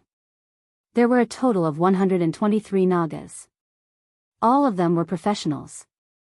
Excluding the female Nagas who were not strong in combat, there were still more than 50 Nagas whose strength was above grade 2, and 12 of them had reached grade 3 or above. Just like that, a useful armed force was born. Time passed quietly. During this time, something happened near the Wind Spear Hills. That was, a lord near the Wind Spear Hills accidentally died under the attack of the evil Nagas. These evil Nagas attacked Baron Narrows and killed him and his 2 sons in cold blood. Although Lady Adele Isabella from Arendelle went to visit at that time, and the advanced professionals brought by the lady were fully protected, they still suffered heavy losses. More than half of Baron Narrows's guards were killed or injured, and even he himself died of exhaustion after heroically killing 3 evil Nagas. Now the one who took over this territory was Baron Narrows's daughter, Ulrika. She was now the only direct heir of Baron Narrows. This matter slowly spread from the territory to the outside. At the same time, many noble lords saw the bodies of the murderers brought out by Lady Adele Isabella. These ferocious Nagas also suffered heavy losses. On the one hand, the nobles in the south mourned the tragedy of Baron Narrows. On the other hand, they gloated to see if they could get some benefits. Witnesses, physical evidence, and the bodies of the murderers. Even if everything in front of them was strange, no one was willing to delve into it. Because too many things had happened recently. All of this was done by the Mordor Intelligence Organization. Since knowing that the young lady had made such a big mess, the half-elf first mate was so anxious that he almost lost a few strands of hair. However, he quickly realized that this was an opportunity to show off his abilities, so he quickly mobilized his intelligence network and contacted Adele Isabella in front of him. This was the first time he had cooperated with his competitor, and the whole incident was completely turned in their favor. A noble couldn't die without knowing why. It was too easy to attract trouble. That was why they mobilized the huge intelligence network of Mordor and finally directed such a scene. Baron Narrows was attacked and killed by the evil Nagas. His only daughter, Ulrika, became the heir. Adele Isabella expressed her deep condolences. Many nobles accused the evil Nagas of attacking the nobles and then sympathized with them on the surface. Everything seemed to have passed by. The half-elf first mate once again showed his flexible political skills, and Adele Isabella got closer to the young lady because of this incident. Both sides could be said to have gained something. However, this incident also gave Adele Isabella an inspiration. She thought of how to get rid of a few annoying nobles reasonably and then complete the task given by Sir Soren. Since there was the first time a noble was attacked by the Nagas, it was normal for there to be a second time, right? Maybe. There should be more traces of Nagas in the south. If someone died in the hands of the Nagas, then everything would be logical, right?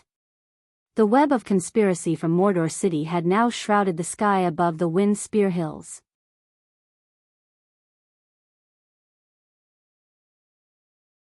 Chapter 593. Outer Islands, Mordor City. It was quite troublesome to go to the abyss, but it was easy to come back from the abyss. Soren quietly left a teleportation mark on the 3rd floor of the abyss, and then directly teleported back to the laboratory in Mordor City. However, as soon as he returned to Mordor City, he received a piece of bad news. One of his fleets had encountered a terrible storm. Now, some had sunk, and some had gone missing. Only one ship had safely arrived in the Eastern Sea. It was inevitable to encounter wind and waves while sailing in the sea, and it was normal to have some shipwrecks. However, Soren had a close relationship with the sea goddess. There had never been such a big accident on the south coast. Now, a fleet was scrapped directly in the turbulent sea, and a pirate leader's life was unknown. This matter was also more troublesome for him. It was necessary to redeploy people to form a fleet. The profit of the Eastern trade was quite amazing. The missing pirate leader also needed someone to replace him. There were hundreds of people lost, many of them were elites. He was afraid that he would have to transfer troops from Mordor. After all, the Eastern Sea was not Soren's territory, and the guard fleet was configured according to the standard warships. So many people died. Family members also needed to be comforted. Soren had already established a pension system. Many pirates were single, but sailors and merchants still needed to be settled down. Fortunately, Mordor City was very rich, otherwise, it would be troublesome to compensate so many people. A day passed in the blink of an eye. Soren learned about the fallen witch's experiment. He was not opposed to it personally, as long as nothing happened. During this time, he had accumulated a lot of divine power. The power of faith was fermenting. The believers in Mordor City prayed according to the law every day, and the power of faith provided to Soren was increasing day by day. This divine power could be stored for battle, but it could also be used to improve his own ability. Soren chose the latter without a doubt. After consuming 10 divine power, a row of data appeared in front of him, consumed 10 divine power. Conversion of laws. You have mastered the ability of divinity, astral teleportation. Consumed 20 divine power. Conversion of laws. You have mastered the ability of divinity, plane teleportation. 2 teleportation abilities. The first was a basic ability that allowed him to teleport to the astral plane. The second was an advanced ability that allowed him to teleport to any plane, as long as Soren had the correct spatial coordinates. It was not a problem even if there were no spatial coordinates. It was just that it was easy to make mistakes during teleportation and be randomly teleported to a certain place in that plane. At this moment, it was only then that Soren truly possessed the power of a god. Countless realms were now open to him. As long as he wasn't worried about being teleported to the wrong place, Soren could freely teleport to many realms. The plane barrier could no longer stop him. As long as he was not afraid of death, he could even be teleported to Mountain Paradise. At this moment, Soren's accumulation of divine power had reached a certain level, and the door to the true power of divine power was now open to him. Space manipulation, divinity ability. Gods have the power to manipulate space. With a certain amount of divine power, gods can manipulate the space around them, including enlarging, shrinking, destroying, creating, and more. With a large amount of divine power, gods can even change the laws of space in some realms. Yi Ci was stunned. Consume 150000 slaughter EXP, or 150 divine power points to master. Change reality, divinity ability. Gods have the ability to change reality. Under the condition of consuming a certain amount of divine power, gods can change reality according to their own will. This kind of change can be temporary or permanent, but it requires a large amount of divine power. Consume 150000 slaughter EXP, or 150 divine power points to master. Cold immunity, divinity immunity. Gods can be immune to some damage. After mastering this ability, gods will be immune to any cold damage. No spells or other damage will work on gods. This immunity includes any legendary spells. Even other gods will not be able to hurt you with cold attacks. Consume 500000 slaughter EXP, or 50 divine power points to master. Fire immunity, divinity immunity. Gods can be immune to some damage. After mastering this ability, gods will be immune to any fire damage. No spells or other damage will work on gods. This immunity includes any legendary spells. Even other gods will not be able to hurt you with fire attacks. Consume 500000 slaughter EXP, or 50 divine power points to master. Immunity to instant death effects, divinity immunity. Deities are immune to certain effects. After mastering this ability, deities are immune to all instant death effects. Any effects that trigger instant death will not work on deities. This damage immunity effect includes any legendary spells. Even other gods can't trigger an instant death attack to kill you. Consume 500000 slaughter EXP, or 50 divine power points to master. Divinity power. This was why the other gods focused on increasing the power of their divinity and gradually underestimated their own power. The reason was simple. The starting point of the two abilities was too big. The power of gods could be immune to fire, cold, acid, instant death effects, and so on. If they pursued attack power, they could master the ability to change space, change reality, change size, and so on. Professions were only the power of professions. However, gods controlled the power of the laws. Even if a weak god controlled the power of the laws, it was enough to crush most professions. Soren cared more about the immunity to damage. In the situation where there was no way to contact the kingdom of God, changing space and reality was not very useful. However, immunity to cold and fire was very useful. This meant that more than 60 to 70% of evocation spells would be completely ineffective against him. If there was also immunity to instant death effects, then Finger of Death, Disintegrate, Annihilation, and so on. Any methods that relied on instant death effects to kill enemies were all ineffective against him. It completely wiped out the possibility that some enemies could rely on luck to kill him. But it was a pity. The speed of divine power accumulation was very slow. Soren currently only had 36 divine power points left. If he added some slaughter EXP, he could choose one from immunity to fire damage or immunity to cold damage. However, Soren did not plan to do so at the moment. Because the slaughter EXP he accumulated had a greater use. That was to raise the level of Shadow Dancer from level 8 to level 10 in one go and directly master the Shadow domain.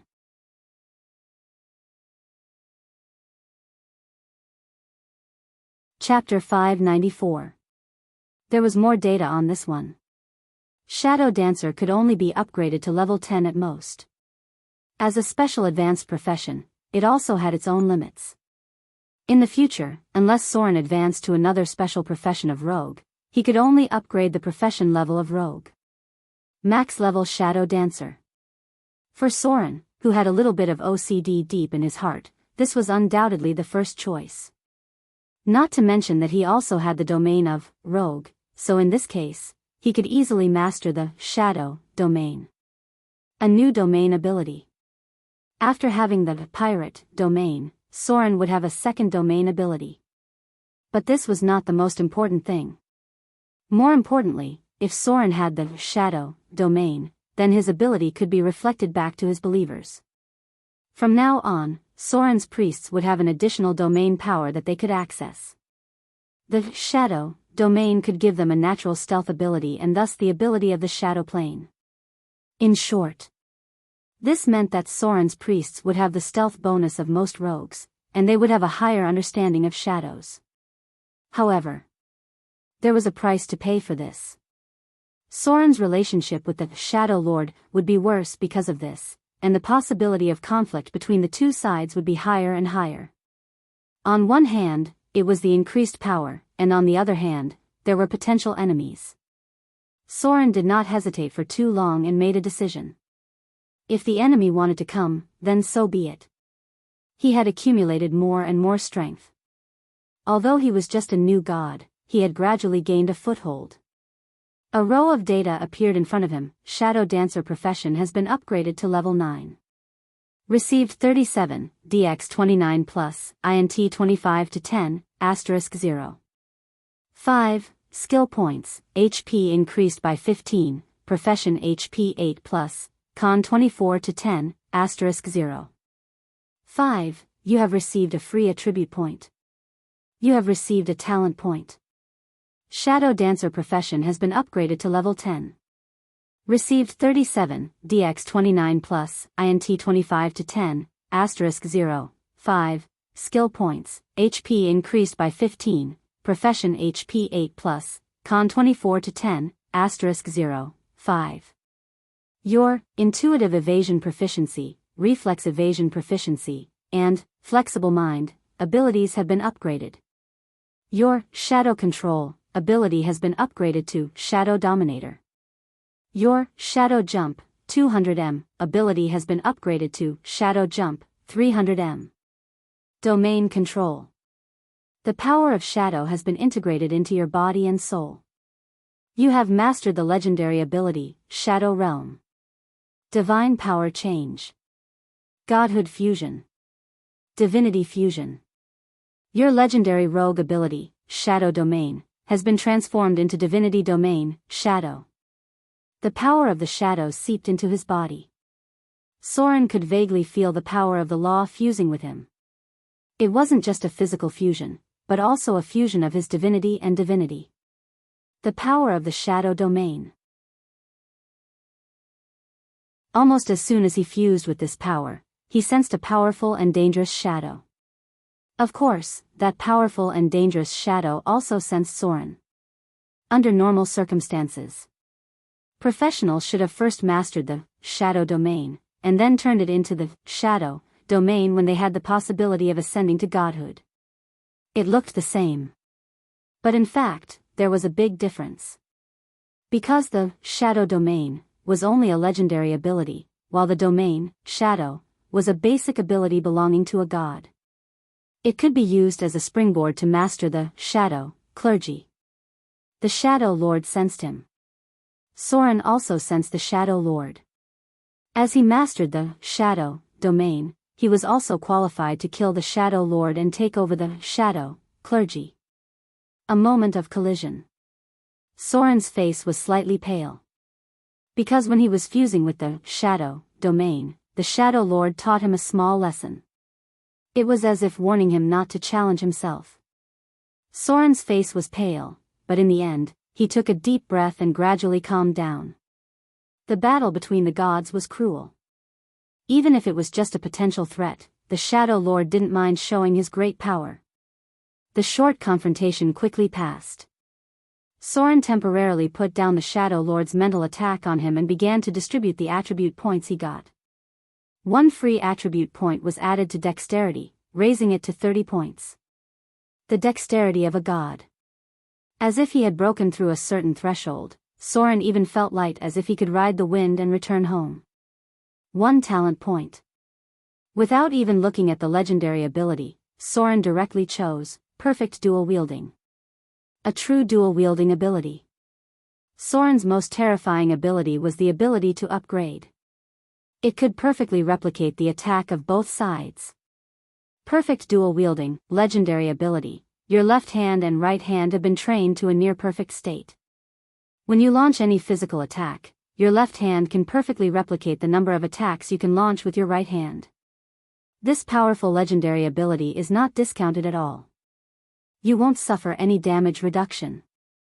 From now on, there are not many enemies in the entire multiverse who can match your speed and number of attacks. It had taken shape. His combat ability had finally taken shape. At this moment, Soren even wanted to roar to the sky. Because now, even if he was facing other gods, he didn't have the slightest fear. 12 slashes in a second. If he used greater haste, Soren's attack number and speed could continue to increase. If he could master Whirlwind in the future, Soren even had a 90% chance of using the legendary Bladestorm. Perfect dual wielding. From now on, Soren's attack speed was enough to make him look down on many creatures in the multiverse. At this moment, Soren's attributes had changed. Name, Soren, Saint Form, Minor Divine Power, Race, Half-Elf, Son of Slaughter, Attributes, Strength 21, +9, Giant Strength +6, Dexterity 30, +4, Constitution 24, +4, Intelligence 25, +4, Wisdom 18, +3, Charm 19, +3. Alignment, Lawful Evil Profession, Level 10 Commoner / Level 7 Rogue, 05265500, / Level 10 Shadow Dancer, Max / Level 10 Wizard, 02175000, / Level 1 Arcanist, 0255000, Grade 5, Health Points, 385385, Strengthen, Experience Points, 15075, Slaughter EXP, 3545, Profession EXP, Unassigned, Skill Points, None Attribute Points, None Legend Level, 100 Divinity Points, 40, Minor Divinity, requires 100 points to upgrade, Minor Divinity. Divinity Points, 15, Minor Divinity. Requires 30 points to upgrade, Minor Divinity. Divine Power Points, 37300. Requires 100 Divine Power Points to upgrade to Minor Divine Power. Grasps the Law of Gods, Form Change. The limit of the divinity in the past was 300 points. Clergy, Half-Elf, Rogue Domain, Pirate, Shadow Status, Normal Basic Skills, Sneak 365, Literacy 320, Steal 125, Pick Lock 125, Snare 110, Focus 155, Negotiate 175, Appraise 75, Deceive 120, Intimidate 275, Taunt 125, Perform 105, Listen 105, Dodge 215, Parry 115, Block 75, Heal 105, Search 95, Detect 115, Copy Scroll 85, Spell Identification 70, Survival 120, Use Magic Equipment 75, Cooking 44, Alchemy 75, Forge Magic Weapon 35. Saint Form, Transcendence, Magic Immunity 1-3. Divinity Abilities, Language Proficiency, Character Proficiency, Interplane Communication, Form Change, Astral Teleportation, Plane Teleportation. Legendary Skills, Perfect Dual Wielding, Omnipotent Hands, Legendary Evasion, Legendary Battle Skills, epic dexterity, epic intelligence. Special abilities: God Slayer, Blessing of the Misfortune Goddess, Blessing of the Sea Goddess, Dragon Blood Baptism LV2, Heart of Slaughter, Slayer, Death Walker, Ascetic, Erudite, Blasphemy. Personal abilities: Nimble Left Hand, Eidetic Memory, Perseverance, Encyclopedic Knowledge, Spellcasting Proficiency, Reflex Evasion, Intuitive Evasion, Roll Evasion, Agile Movement, Evade Sight, Dark Vision, Combat Spellcasting, Mobile Spellcasting, Spell Control, Empower Spell, Maximize Spell, Minor Magic Resistance, Minor Cold Resistance, Medium Fire Resistance, Minor Poison Resistance, Minor Electric Resistance, Strengthen, Intermediate Regeneration, Telepathy 100 feet. Profession abilities: Arcane Memory, Arcane Counterspell, Arcane Runes, Shadow Dominator, Nimble Mind, Military Weapon, Proficiency, Curved Sword, Legendary. Combat skills: Summon Shadow, Shadow Jump, 300 meters, Shadow Strike, Shadow Jump, 2 times, Fear Gaze, Divine, Fear, Divine, Vampiric Touch, Divine, Sword Form, Heavy Hack, Sword Form, Horizontal Slash, Sword Form, Beheading, Sword Form, Waist Chop, Sword Form, Spinning Strike, Spinning Slash. The Shadow Dancer was now maxed out. Even though Soren was a god, he could not continue to level up the Shadow Dancer profession because it had reached its limit. This was the first profession that Soren had maxed out. However, it also made him reconsider his position in the future. The rogue profession had reached its limit, and it seemed that it would be difficult to get more abilities if he continued to level up. His focus was still on spellcasting. If he had enough slaughter EXP, it would be best to level up the rogue profession to around level 10. It was getting closer to the afternoon. Just when Soren was ready to see the progress of Gloria and Fallen Witch's research, a letter from Arendelle suddenly disturbed his mind. This letter was from Princess Anna. The content of the letter was also very simple. That was, the second prince of the Falcon Kingdom was going to propose to her. Princess Anna was going to ask Soren's attitude in the letter.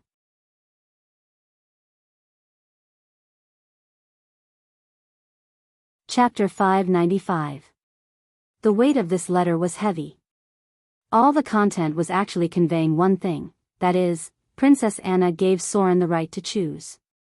If Soren agreed to let her marry the second prince of the Falcon Kingdom, then she would really marry him.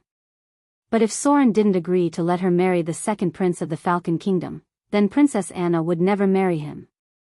All the choices were in Soren's hands, and Princess Anna said that she would do whatever he said. What a joke! How could Soren agree to let Princess Anna marry the second prince of the Falcon Kingdom? For a long time, Soren's feelings for Princess Anna were very complicated. It was a bit like the love between a man and a woman, but sometimes it was like another sister. Princess Royal was like another version of himself. She treated Princess Anna the same way Soren treated Vivian. Soren sometimes didn't know how to deal with his relationship with Princess Anna, but there was no doubt that Princess Anna was definitely one of the few people in his heart that he cared about. Her status was second only to Vivian and Gloria, and even higher than the Fallen Witch. So, when the maid captain who brought the letter asked Soren about his attitude, he didn't hesitate and said in an unusually firm tone, "No. Absolutely not. Princess Anna must not marry that bullshit second prince of the Falcon Kingdom."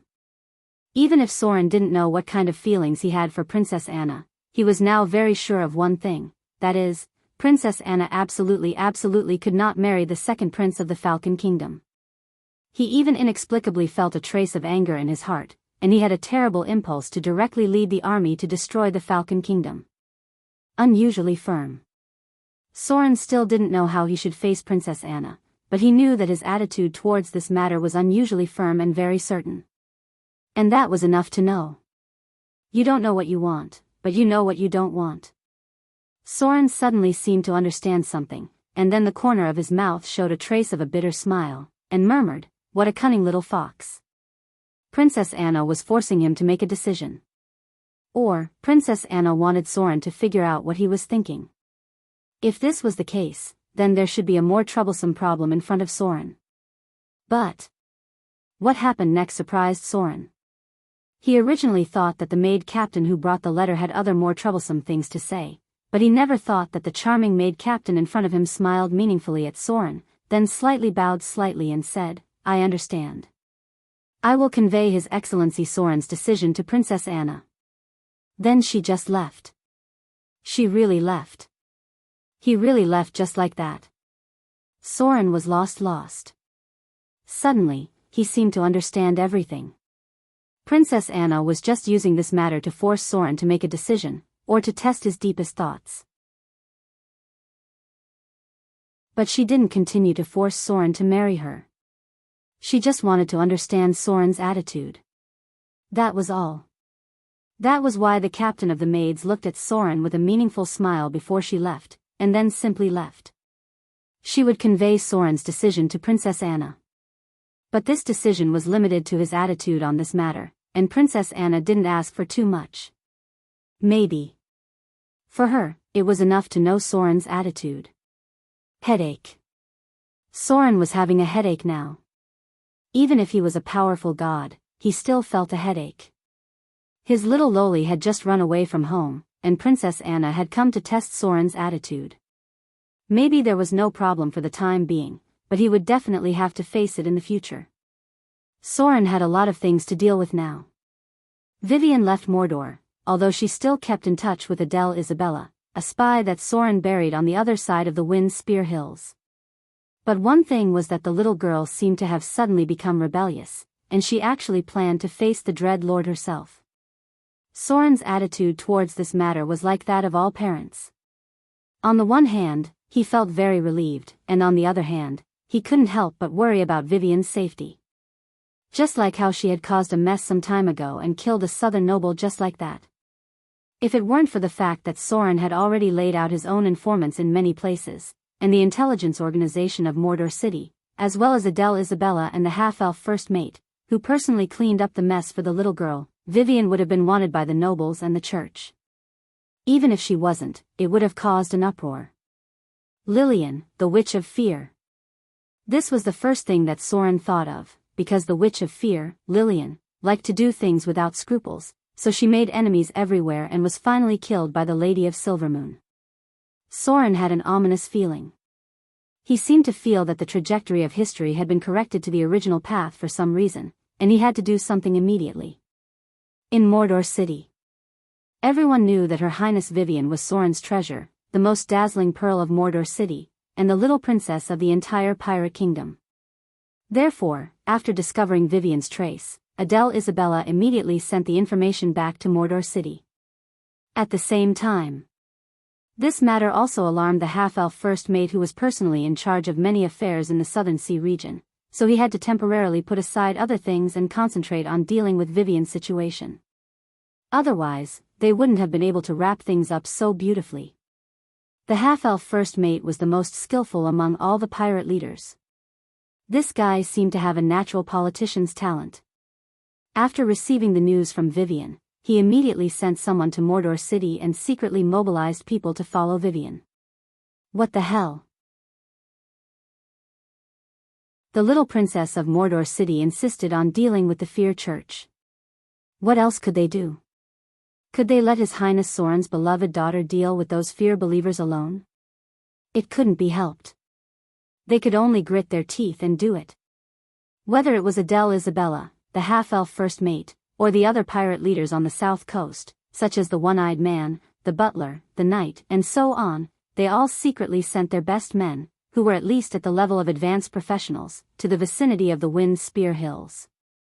On one hand, they were to protect the safety of Royal Highness Vivian, and on the other hand, they were to deal with the fear believers. This was completely helpless.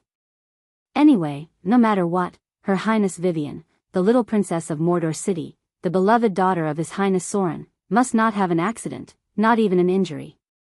Others didn't know how important Vivian was to Soren, but how could these pirate leaders not know that His Highness Soren valued Vivian more than his own life? Now, the entire Mordor City's intelligence network and secret personnel were all consciously operating crazily with Her Highness Vivian as the core. Almost all the little girl's movements would be sent to Mordor City as soon as possible. At the same time, there was a reinforced platoon of high-level rogues secretly to protect her safety, and there were masters of various professions to guard her outside. Otherwise, Soren would not be able to sit still in Mordor City. On this day, Soren felt a headache coming on, and the other pirate leaders felt the same way. Because Her Highness Vivian's matter was not easy to handle. Whether they could do it well or not was the most important thing to test their ability.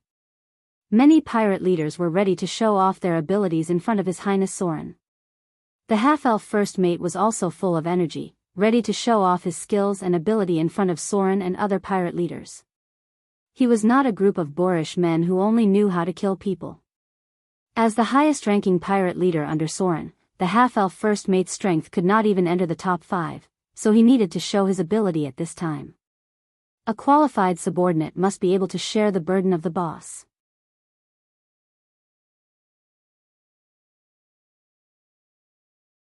Chapter 596. Soren had a headache now. Arendelle's Princess Anna was a little better. Now his biggest headache was how to deal with Vivian. The little girl insisted on standing up to face the Fear Lord. On the one hand, Soren wanted to train her, but on the other hand, he was worried about danger. It was like children who grew up and were not necessarily arranged by their parents. Although Vivian was sometimes very obedient, if she decided on something, her temper would be as stubborn as Soren. She couldn't always hide under his umbrella. There would always be a day when the eagle would spread its wings and fly high. Soren could bring her back by force. With Vivian's obedience, even if she was unwilling, she would follow him back to Mordor City. But this was not a long-term solution. Besides, Soren thought that Vivian's decision was actually right. She really needed to train. So what he could do now was to ensure Vivian's safety as much as possible and secretly allocate enough manpower to help her deal with the Fear Church. One thing that was gratifying was the little girl also learned a lot from him. She didn't recklessly go up to trouble the Fear Church. Instead, she knew how to subdue some Nagas as fighters first. Since he planned to train Vivian, Soren naturally needed to make detailed arrangements. Guards! Soren shouted outside, and soon a guard came in. He ordered in a deep voice, "Immediately send people to collect any information about the Fear Church. Spread out all the spies of Mordor City in Shipwreck Bay, Port Tylon, and the City of Wealth. Send people to contact the Thieves' Union and the Shadow Thieves' Union. Also contact the Adventurers' Union. Don't be afraid to spend money. I will transfer 300,000 Kindler as funds. Even if you have to dig 3 feet into the ground, you must find them all." Money opened the way. 300,000 Kindler coins was equivalent to the annual income of a small duchy. Now, only Mordor City could easily take out so much money. If it was other forces, they would have to spend a lot of money. The Treasure Island was already on the right track, and there was a steady flow of funds in Mordor City. There were more than 500,000 Kindler on the books, and there was a large amount of gold and jewelry in the warehouse. With Mordor City as the center, Soren's forces were now like a sea kingdom. With so much gold spilled out, all the intelligence organizations near the south coast went crazy.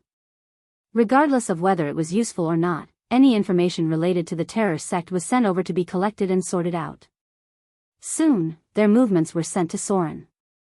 For the Thieves' Union, this was a big order that they hadn't received for many years. It hadn't even been 3 days. A detailed and accurate information was sent over. The Fear cult was indeed active in the southern region. After the death of the demigod vampire, they seemed to have been reconvened by someone. The locations of the Fear cult's activities were marked. It was worth mentioning. This time, there were demons in the Fear cult, and the Thieves' Union lost 3 veterans in order to spy on them. Soren naturally had to do something. For the sake of Vivian, he never felt any heartache when spending money. After all, money was meant to be spent. He directly sent a chest of gold to the Thieves' Union. Immediately, the other party seemed to have been injected with chicken blood and was prepared to dig 3 feet into the ground to pry out all the information. Fear cult. If it was another god's church, they would still need to think about it, but for a God's church that was gradually weakening, the Thieves' Union still dared to test it. The movements of Mordor City could naturally attract the attention of many people. However, many forces were happy to see Mordor City suddenly fighting with the fear cult. Anyway, as long as Mordor City fought with others, they would like it. Of course. All of this still required a proper name on the table. That was, Mordor City was attacked by the fear cult some time ago. The fear cult summoned demons and caused great destruction in Mordor City, even causing the death of many civilians. Sir Soren was very angry about this and decided to mobilize forces to eliminate the fear cult and let anyone who offended Mordor City pay a painful price.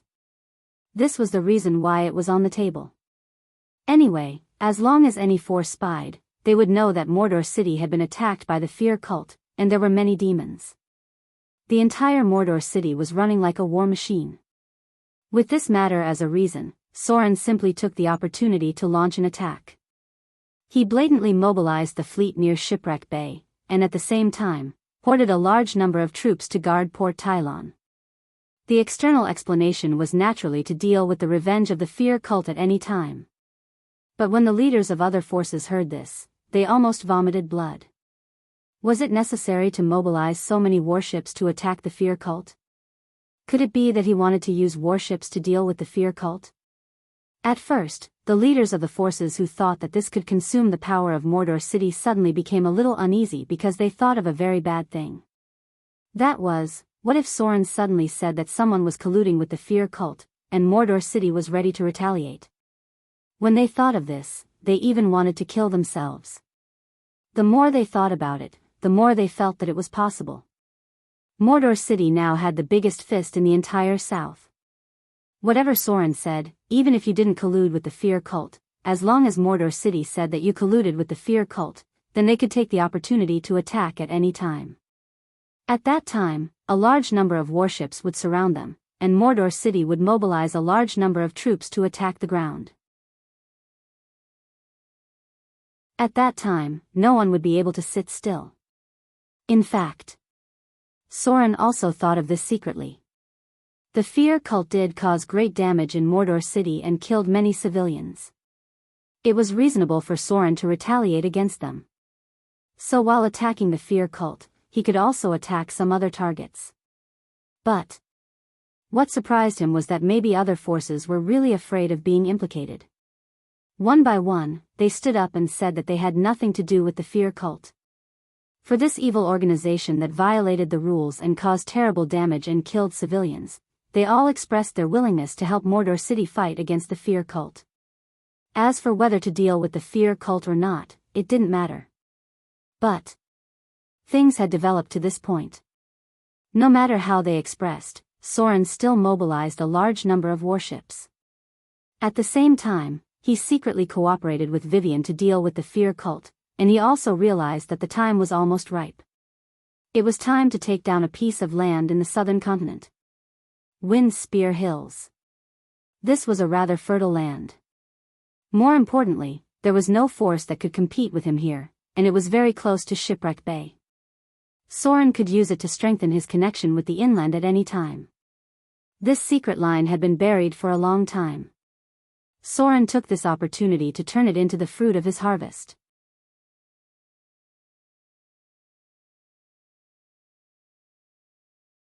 Chapter 597.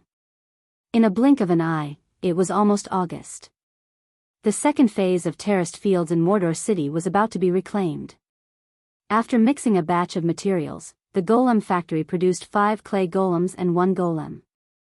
These golems were put into the construction as labor.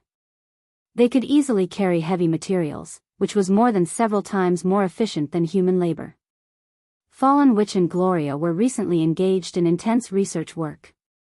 Soren left a space beacon on the 3rd floor of the Abyss. They were going to work together to build a portal to the Abyss during this time. The orders from the Northland Council increased again. No one knew what Mordor City was going to do. So far, they had ordered 3 batches of heavy 2-handed weapons. On this day, with the arrival of autumn and summer, heavy rain fell everywhere. There seemed to be a flood in the central part of the continent. The lizard men expanded their territory again with the flood. Many flooded areas were occupied by them. However, the south was relatively calm. Except for the occasional traces of the fallen, some people saw the legendary lich some time ago. The lich rarely walked in the world. As the top undead life, they had endless years to squander. The lich's favorite thing was to stay in their tombs for research. But recently, there seemed to be a lich in the south, which attracted the attention of the paladins. South of the Wind Spear Hills, there was a dense forest. This was the territory of the Isabella family.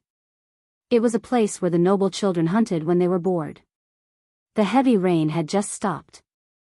There was a group of people moving along the road. They were well equipped and had fierce faces. Some of them were even equipped with military crossbows and other weapons. At first glance, one could tell that they were the private soldiers of the nobles. Baron. A middle-aged man dressed as a knight rode to the center of the team and said in a deep voice, "After the mountain in front of us, we will reach our territory. Recently, a group of snake bandits have appeared in the Wind Spear Hills. Let's not rest here." Soon, there was a reply from the team. A young noble with a little tiredness said, "Sir Slake, do as you see fit." The middle-aged knight bowed slightly and nodded, but there was a hint of disdain in his expression. It had only been 2 days, but he was already so tired. Compared to the old baron who had killed the ogres with his bare hands, the new lord was too weak. His fancy swordsmanship was only meant to attract those noble ladies. As a knight, he had never seen the baron do the most basic exercise. The group continued forward. These guards were veterans who had been on the battlefield.